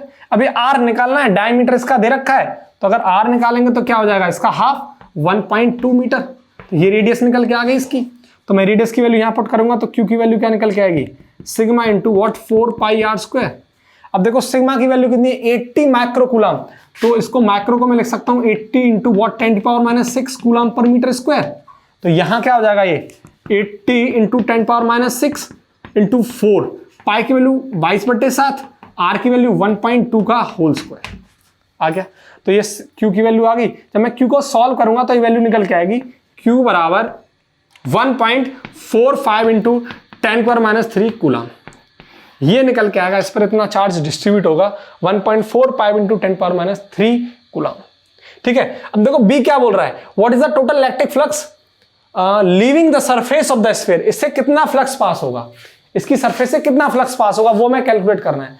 तो अगर हमें चार्ज दे रखा है इसके अंदर, तो इसकी सरफेस पर क्यू चार्ज दे रखा है, तो फ्लक्स निकालना है। तो नाउ बाय गॉस लॉ, तो बाय गॉसेस लॉ क्या हो जाएगा, flux Q upon epsilon not.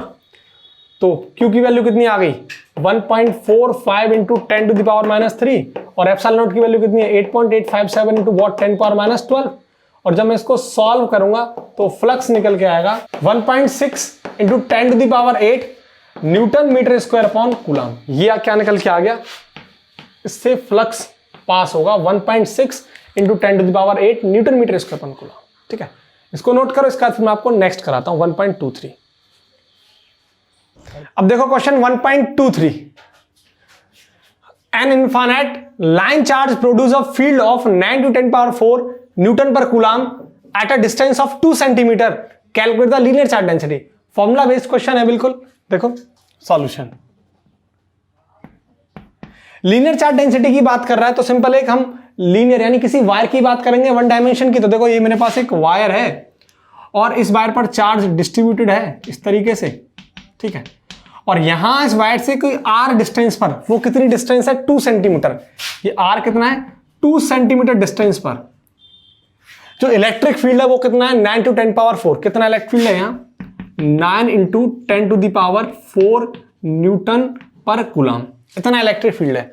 तो मुझे क्या कैलकुलेट करना है, लीनियर चार्ज डेंसिटी कैलकुलेट करनी है। तो हमने क्या निकाला था यहां से, जब हमने इसको ड्राइव किया था, तो E बराबर lambda upon 2 pi r epsilon naught, यही तो इलेक्ट्रिक फील्ड कैलकुलेट किया था। तो अगर यहां से लैम्डा निकलवा रहा है हमसे लीनियर चार्ज डेंसिटी, तो लैम्डा की वैल्यू कितनी हो जाएगी, E into 2 pi r epsilon naught. Value put करेंगे और हमें क्या मिल जाएगा, हमारा आंसर। अब थोड़ा कैलकुलेशन को देखो, ये यहां पे 2 पाई आर है, यानी मैं इसको E इंटू आर लिख दूं और इसको लिख दूं 2 पाई एप्सिलॉन नॉट। अगर मैं 2 का मल्टीप्लाई ऊपर करूं और 2 का करूं नीचे, तो ये कितना हो जाएगा, 4 पाई एप्सिलॉन नॉट। तो ये आएगा करीब E into r into 4 pi epsilon naught upon what 2। ठीक है, अब देखो लैम्डा की वैल्यू कैलकुलेट कर दो, इलेक्ट्रिक फील्ड कितना है, 9 इंटू 10⁴। आर कितना है, सेंटीमीटर में दे रखा है, इसको मीटर में कन्वर्ट करेंगे तो कितना हो जाएगा, 10⁻² मीटर।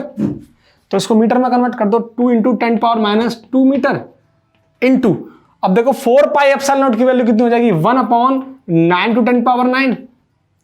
ठीक है, अपॉन 2, यानी ये क्या आ जाएगा, अपॉन 2। जब मैं इसको सॉल्व करूंगा तो ये वैल्यू निकल के आएगी 10⁻⁻7 कूलम पर मीटर। ठीक है, तो ये डाटा निकल के आएगा जब इसको सॉल्व करने के बाद फाइनल में 10⁻⁷ कूलम पर मीटर। ठीक, इसको नोट करो, इसका फिर मैं आपको नेक्स्ट कराता हूं। अब देखो क्वेश्चन 1.24 और इस एक्सरसाइज का लास्ट क्वेश्चन।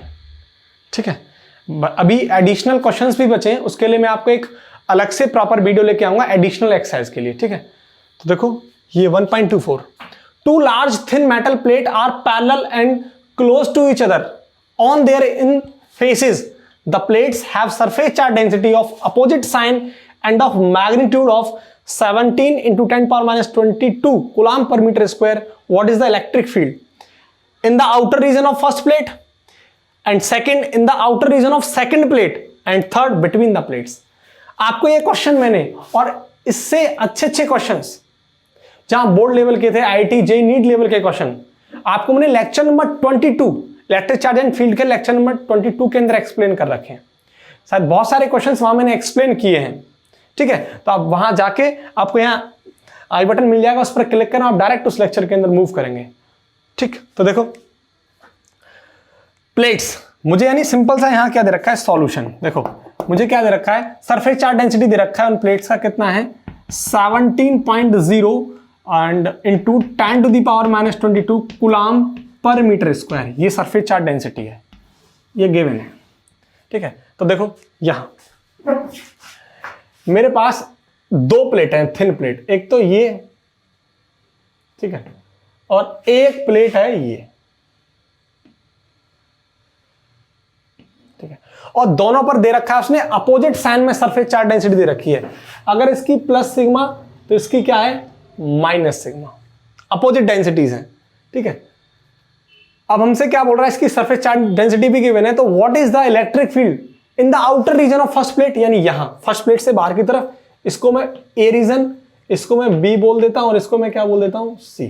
तो ये outer region from first plate, ये outer region from second plate, और ये बिटवीन द प्लेट्स, ये मैं कैलकुलेट करना है इन दोनों के बीच में। तो देखो फर्स्ट पहले मैं यहां इस पर पहले वाले का आंसर देता हूं आपको। ये तो देखो ये पॉजिटिव चार्ज है, ठीक है, क्योंकि पॉजिटिव चार्ज डेंसिटी, तो ये पॉजिटिव चार्ज है, नेगेटिव चार्ज है, तो फर्स्ट प्लेट पर जो इलेक्ट्रिक फील्ड होगा वो बाहर की तरफ होगा। मान चलो इसकी वजह से इस पर इलेक्ट्रिक फील्ड E1 है और इसका इलेक्ट्रिक फील्ड क्या है E2। तो आप देखो इसकी वजह से बाहर क्योंकि पॉजिटिव चार्ज है और ये नेगेटिव चार्ज है, तो टुवार्ड्स सीट, तो देखो दोनों अपोजिट हो गए। अगर मैं यहां इस ए रीजन में इलेक्ट्रिक फील्ड निकालूंगा तो क्या हो जाएगा E1 माइनस E2, और यहां इलेक्ट्रिक फील्ड क्या आ जाएगा 0। तो देखो फर्स्ट प्लेट से बाहर की तरफ इलेक्ट्रिक फील्ड क्या आ गया 0।